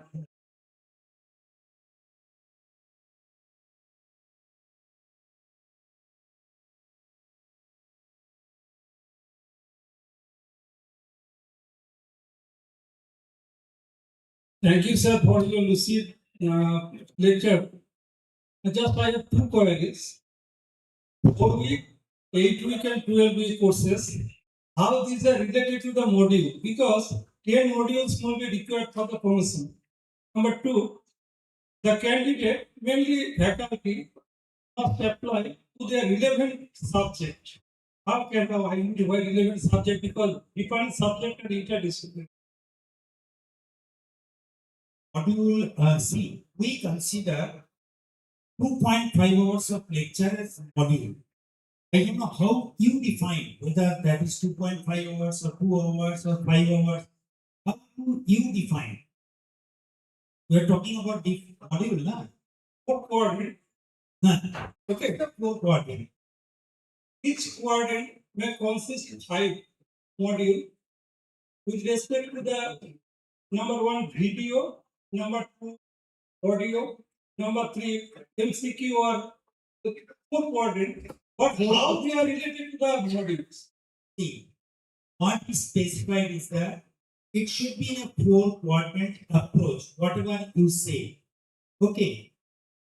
Module concept possibly to my understanding. Module concept in number of hours. I don't have really elaborate idea of that. But what we say, the ministry said that it should be offered in a four quadrant approach. What we do, one of them is video or content that contains audio, visual, and teaching aids together. Now this has got, as far as we are concerned, it's a 12 weeks means 12 modules. Okay. Now NPTEL considers 12 weeks, 8 weeks, and 4 weeks. But if you see the contents coming from UGC and CEC, which is more aligned with your syllabuses, there some of the contents are 14 weeks, 16 weeks. Okay. So our concept of module and their concept of module is slightly different. 4 week, 8 week, 12 week must satisfy the 10 modules. So that is what I am saying. What do you mean by what is there any specific period like this should be considered as a module? You can go for 1 hour as module, you can go for half an hour as module, or go for 3 hours as module. So we are considering 2.5 hours as a module.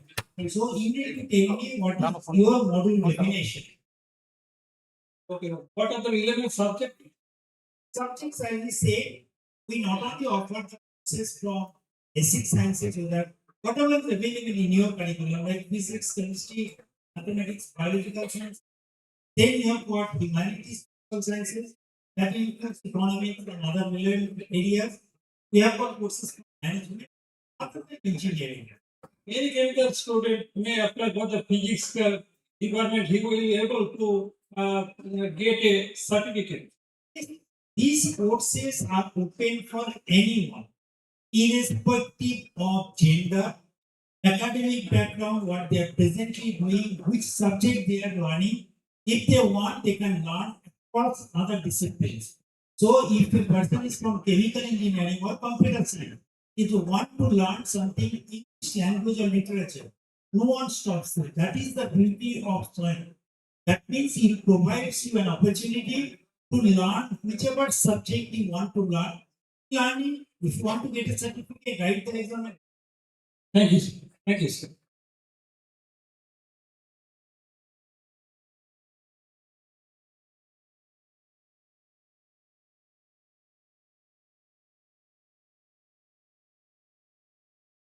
Said we can join any conference and we can get the travel expenses. It is applicable for only for India or also abroad. In India, those SPOCs are category learners. For them, we have opened it for abroad. Financial assistance are increased to 50,000. In India, it is 25. Outside this, but there is a criteria, it should be start category. Always start category. Okay. And then there is another question. Suppose I want to learn computer programming. It is a lab-based subject. How can I learn it through online? Is there will be any problem or?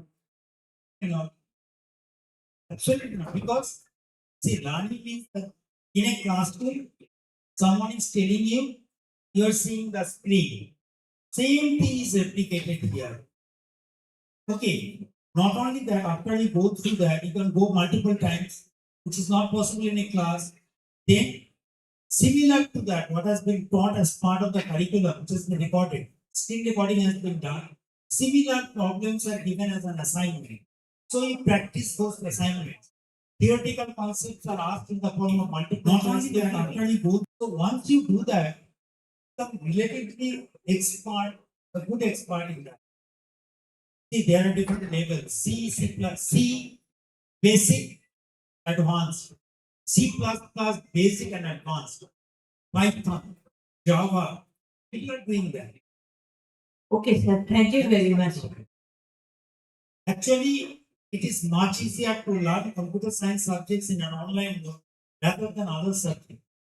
If you want to learn something like chemical engineering or production management, it might be difficult, but for computer science subject, you can see most of the online degrees that are being offered these days, they are from computer science because teaching computer science subjects is very easy. Let me tell you the reason why I was brought from IIT Chennai, IIT Madras to Colombo.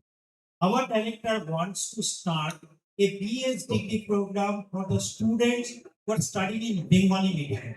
So the degree program will be launched purely for the Bengali speaking students where the medium of instruction is Bengali. That means content should be written in English, but explanation in Bengali. So we are going I am planning, my target is to launch the program by January, tentatively. There will be a couple of paths in IIT. So pathway, what we have thought is who can join this program. Usually IIT, the degree will be offered by IIT Senate. So it's an IIT Senate approved degree. The candidates after graduation, they will be getting the status of an alumni of IIT Madras. It is a flexible mode. It is LEP structure. That means after completion of, it's not year, first year, second year, third year, fourth year. It is called foundation level, diploma level, DSc level, goes to BS. These are the 4 levels. So after every level, I can exceed. After second year, I can exceed the diploma in data science. Third year, I can get a DSc from IT Health Group in data science, and the fourth year, I get a full-fledged BS degree program. Now the entry criteria, what we thought is, it will be two-way. First, if the candidate has successfully completed, they successfully qualified to appear for the JEE Advanced. That means they have completed the JEE Main and within the top 2 lakh students to appear for the JEE Advanced. Then this candidate automatically qualifies for this program directly. Second, if the student has qualified up to certain rank in the West Bengal JEE, will take them straight. Then the student qualifies in the big SAT, say JPNST, Olympiad, or similar exam, KVPI, then we will take them directly. Otherwise, suppose a student who has studied in commerce or arts, but wants to pursue in data science later, they should come through a qualifier process. The qualifier process requires the student should have studied mathematics and English up to their 10th standard. That everyone does. So these students will appear for or join for a qualifier process where 4 weeks the students will be taught about mathematics, English, computational thinking, and statistics. So English, maths, stats, computational thinking will be taught. Every week, 2.5 hours of lecture will be given. So 10 hours the teacher will be teaching to the students who have studied maths in 10th standard only. 11th, 12th, he or she might have not studied. So for them to prepare for the BS program, they'll be teaching the requisite mathematical, statistical, English language and computational thinking part. After these 4 weeks, every week they'll be submitting an assignment. After 4th week, they'll be writing a qualifier exam. 4-hour exam. This week we have got this week and Sunday. They'll be writing an examination. And after this If any examination, question they is there in the get live, you 40% can ask in the mark chat all the box. course subjects. We will They will convey be it to given the admission speaker. to the BS program. So these candidates must have minimum completed 12th standard and qualified to any of these processes to join this program. So we are going to approach colleges like you as well as school children who are in the 11th, 12th standard so that they can appear for it. And now UGC or the government of India approves 2 parallel degrees to be pursued. So while one student is pursuing, say, English honors here, if they want to pursue a second degree in an online mode, they can very well do it from IIT Kharagpur or any other IIT. So that's the advantage. And it is not that cost is very high compared to the IIT education. Here the cost is expected to be 4 years program would be tentatively around 4 lakhs, which is much lesser than what an engineering student pays in any university. I'm not talking about government colleges, but any private university. And suppose there is this time structure. So if I am taking, say, there are 4 courses in that semester, if I take one course with flexible structure, 4-week, 4-year program can be completed in 8 years. Okay. And if I am taking only one course out of 4, okay, I only pay the fee proportionate to one course. Thank you, sir, for your nice explanation. I have one more question, please. Suppose for our college there is BCA, computer science, physics, honors, and other student. Everybody is learning computer science up to PhD level. After they or any BTech student, they can able to do computer science courses. Suppose he or she is in industry and want to pursue in artificial intelligence and other things. Suppose they are doing some software job, then how he or she will profit in this way? Ma'am, if you see the learner profile, almost 75% of the learners are basically students. Almost 25% learners, faculty members, and the remaining 5% are actually industry professionals who are writing the exam. If you have seen the topper list that I was showing, you'll find the distributions amongst these 3. A couple of industry professionals, they are within the mega star superstar category. So a large number of industry professionals, that is what I say. Even if you are saying, if some of your relative is in the IT sector, they work in a project. This project requires the knowledge of Java. Tomorrow they get shifted from this project to another project. That will require a knowledge of Python. As long as they are in that first project, the teacher might have taught him the Java language. But once the candidate moves to another project that requires another knowledge, there will not be any faculty to teach him. So that there only comes the concept of lifelong learning. So for that lifelong learning, the ministry created this program. So whether you are an employed professional, retired person, homemaker, student, faculty, whoever it is, whatever be your age, you can join NPTEL and learn it. Let me tell you, the youngest learner is a 9-year boy who has completed 6 NPTEL courses. The boy was felicitated in IIT Madras. And we had 76-year-old from Kolkata who completed 64-65 courses. We felicitated for the lifelong. So you have got variety of courses, the variety of people who take these courses just because they are sitting, they have an interest, they wanted to learn the subject sometime in their career. They are getting the opportunity and learning. Thank you very much, sir, for explaining. Sir, may I ask you?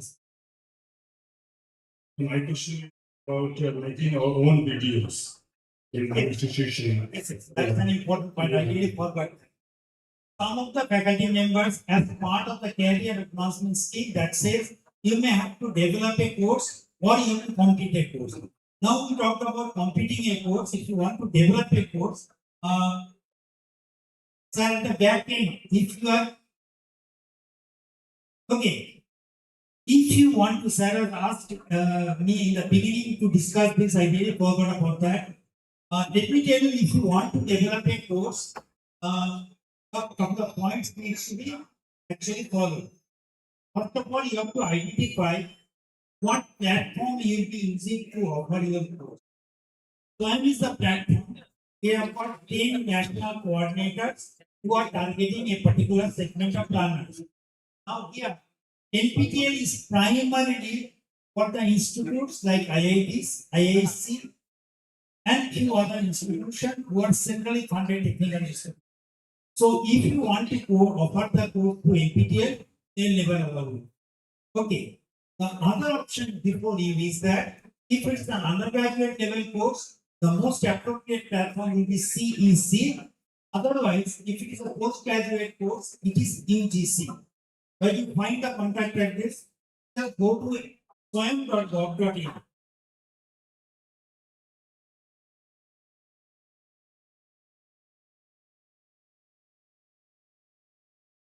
Here you have got swayam.gov.in.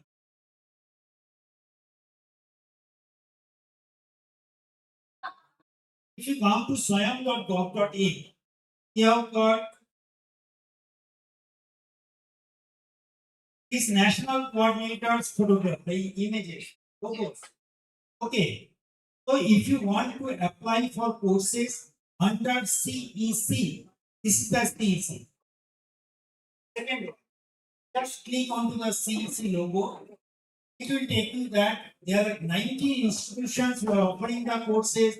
What details is provided? And on your right hand side, if you can see,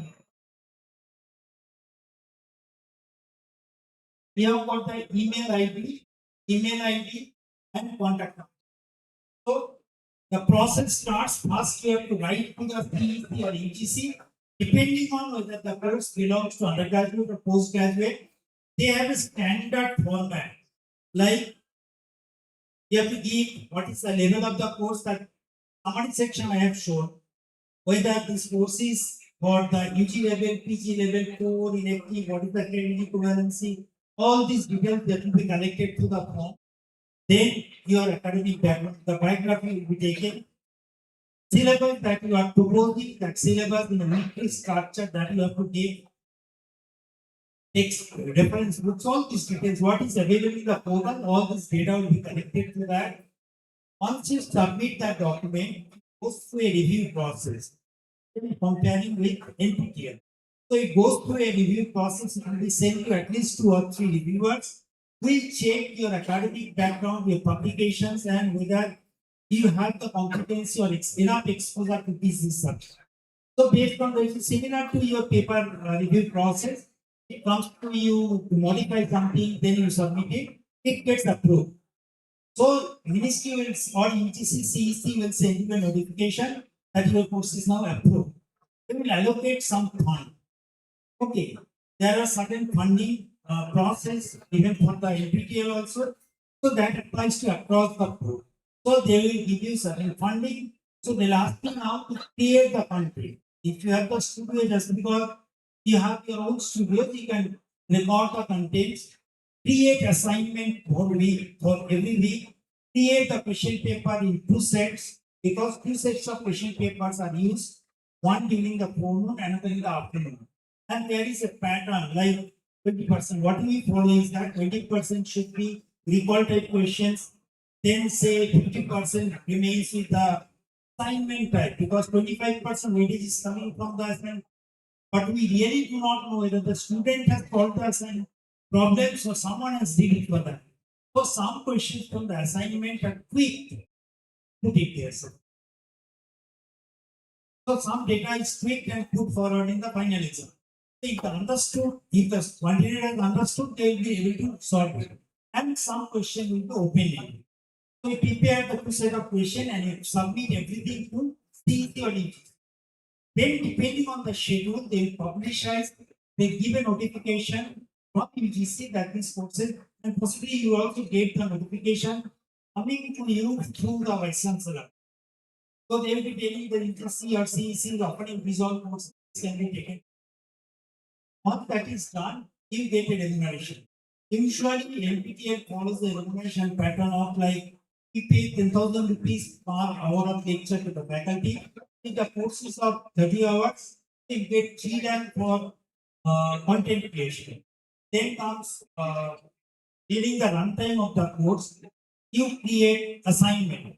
For each assignment, we pay 5,000 rupees. That means you are giving an assignment and the answers. Why this particular answer is correct. So for each you get 5,000 rupees. Then comes your forum. The queries will be coming that you have to answer to that in a time bound manner, because if you don't answer quickly, the students will be demotivated and they will drop. So think the pattern you have to answer to that. For that 2,500 per week is paid. So it is 30,000 rupees for a 12-week course. Then comes 2 sets of question paper have to be prepared.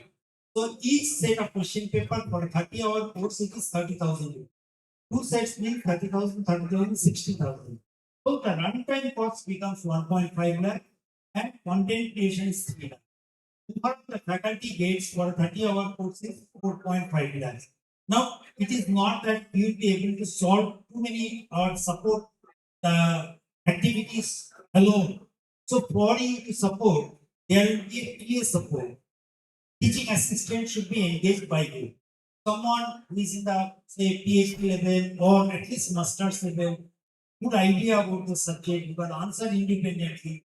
So these team will be there, maybe 2 or 3 TAs will be engaged, and the TA budget is 1.5 lakh as well. NPTEL is concerned.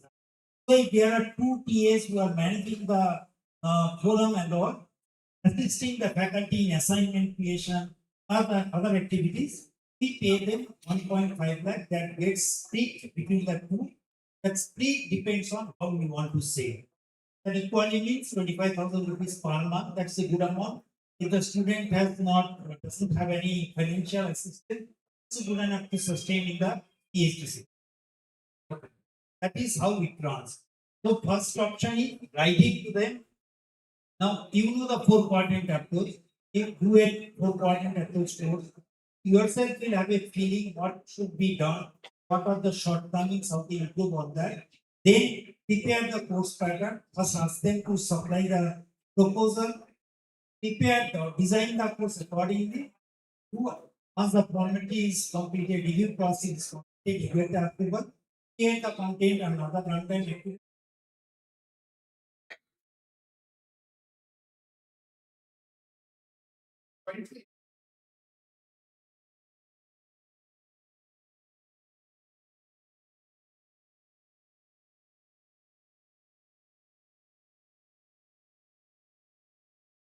And these courses be created jointly, more than one. Courses can be designed by multiple faculties. If you have a 30-hour course, you can design, okay, this part should be taught by this faculty, this part should be done by this faculty. If you can identify the sector, you can jointly.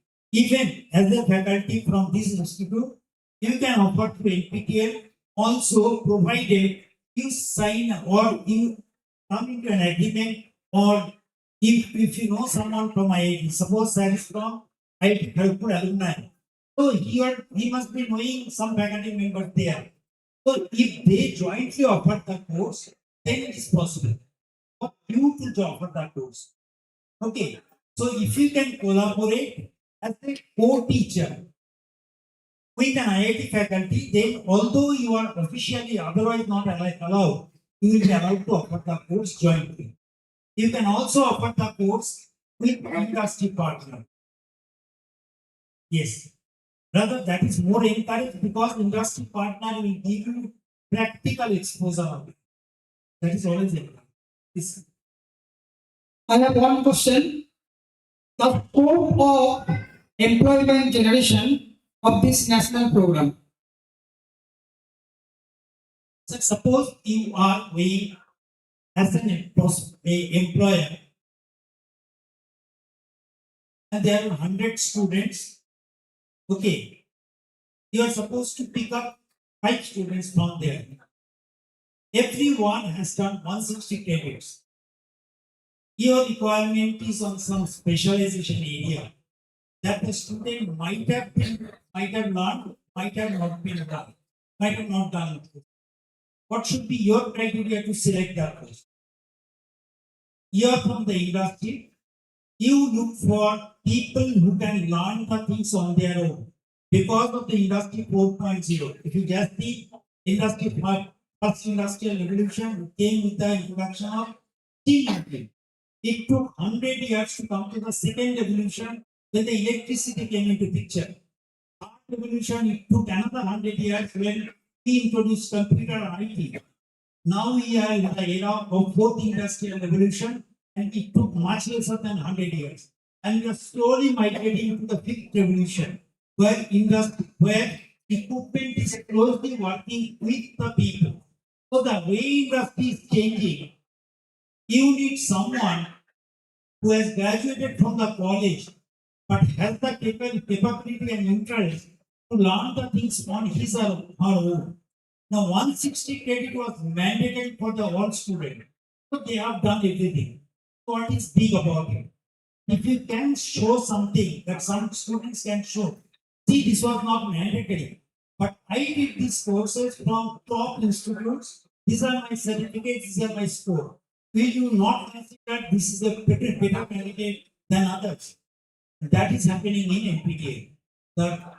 Particularly the engineering colleges, they are saying that the recruitment, suppose you have done a programming course on Python in your college, but if the same student does the same course from IIT also, where the rigor of learning is much more, he is much more confident to do the problems or answer to the problem. So these candidates are now put into a different bracket, actually looked by a better candidate amongst others. That is how it is.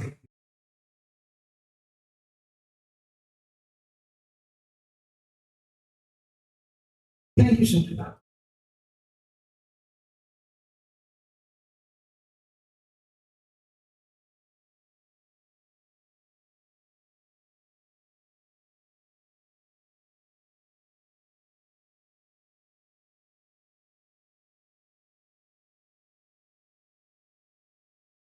Hello.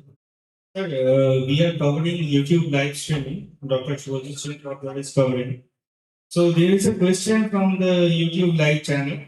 So Dr. Bela Mundal from Raniganj Girls College, she has asked, is any college can enroll their students for the NPTEL courses as a local chapter without approval of the affiliated university? Yes, they can always enroll. Suppose your students, say your college students, you are motivating your students and they want to take the course just for learning purposes, not for credit transfer. Because credit transfer requires the approval of the university.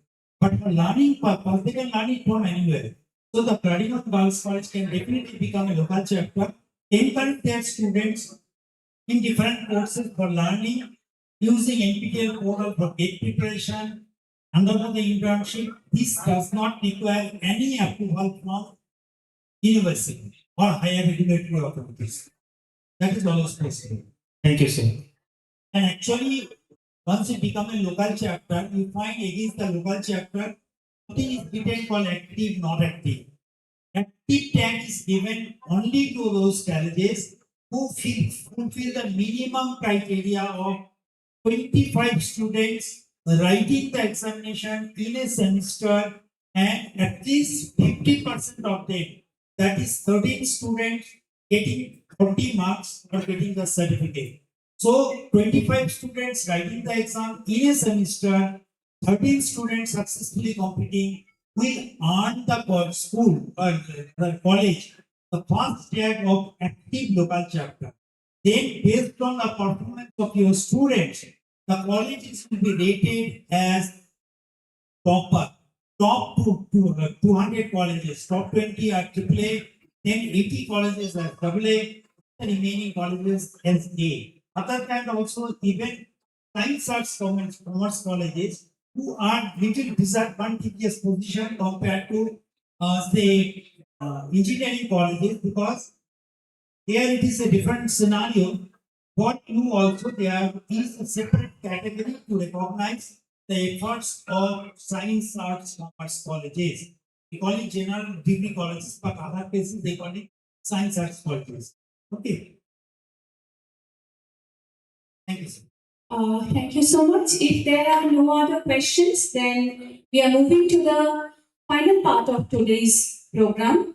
And I would request Dr. Subrata Chakraborty, he is the Teachers Council Secretary of our college and also a very senior professor from Department of Botany, to deliver the vote of thanks.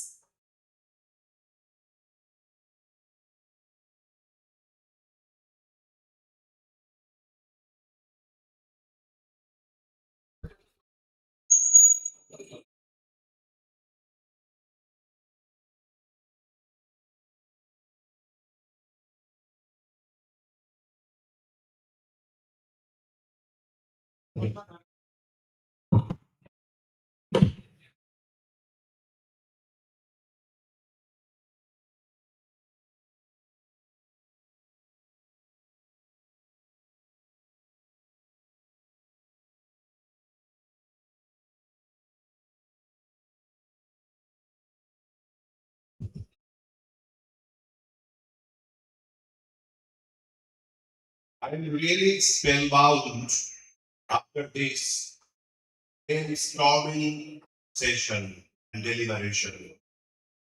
But the responsibility of delivering the vote of thanks on me. So, very good afternoon to all of you. On behalf of our institution, I would like to express my sincere gratitude to all those who contributed to this grand success of this SWAYAM-NPTEL workshop program. First and foremost, I extend our heartfelt thanks and gratitude, definitely, to our today's resource person, Dr. Shiv Shankar Das, Program Director, NPTEL and BS Program, Indian Institute of Technology, Kharagpur. As resource person, he has shared with us his valuable knowledge and insights about the SWAYAM-NPTEL platform for its benefits to the students and educators. Sir, your guidance has inspired us to make better use of these online learning opportunities. Then I would like to thank our principal sir, though he is not present here right now, Dr. Sandeep Pandey, for his able and efficient approach, and definitely for his patronage today possible to realize the entire event so successful. Now, special thanks go to young faculty member of our college, Professor of Electronics Department, Dr. Shodash, HPOC, that is your single point in contact, as well as the convener of the organizing committee for this seminar. And I know that this is due to show every sincere endeavor Today, we have seen grand success of this entire event. So, a big applause for so 50 years organizer of the entire event. Special thanks also goes to, here I should mention some of the names, not possible for me to mention all the names, some leads of the different subcommittees, like Mr. Ashish Badai, Mr. Shoumen Shaha of the coordination subcommittee, Dr. Upalendu Ghosh, Mr. Surojit Kundu, Dr. Deepjoy Sarkar, Dr. Ali Mukherjee, many others. And definitely it is for their coordinated and orchestrated effort which has made the entire event a splendid. Special thanks also to the participants of the faculty members of our nearby colleges, neighboring colleges.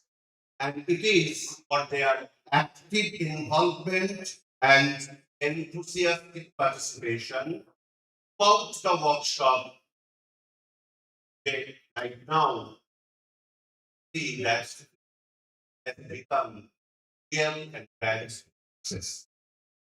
Finally, I thank everyone present here for making this event a meaningful and successful overall learning experience. And as all of you know and aware, SWAYAM is the way for the learning of the young and aspiring minds, active learning for the young and aspiring minds. I'm sure the dissemination of SWAYAM-NPTEL programs in different places also help us draw to attract the young and aspiring minds, such type of courses learning. All once again, with these few words of the vote of thanks, now I'm requesting our principal said Dr. Chief Pandey come to the dais, please declare closing of this workshop. Pandey, please.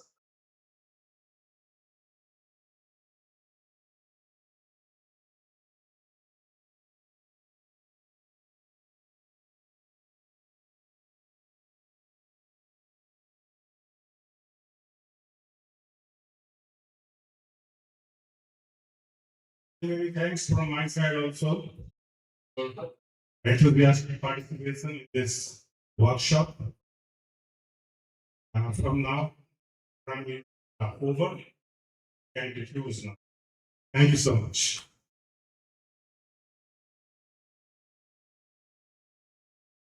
Thank you everybody for this August gathering. I sincerely thank our resource person. And finally, we have our lunch open. Please visit room 67. That is in our main building on the other side of the plate. Okay, and those who are here, please assemble in front of this dais and have a group photo together. Unfortunately, Mary has already left. Mary are traveling from quite far places, I understand. But those who are here, please spare a minute or two for a group photograph. This is the memory we'll all have finally. And also lunch is in room 67, the main building in the college campus. Thank you all again.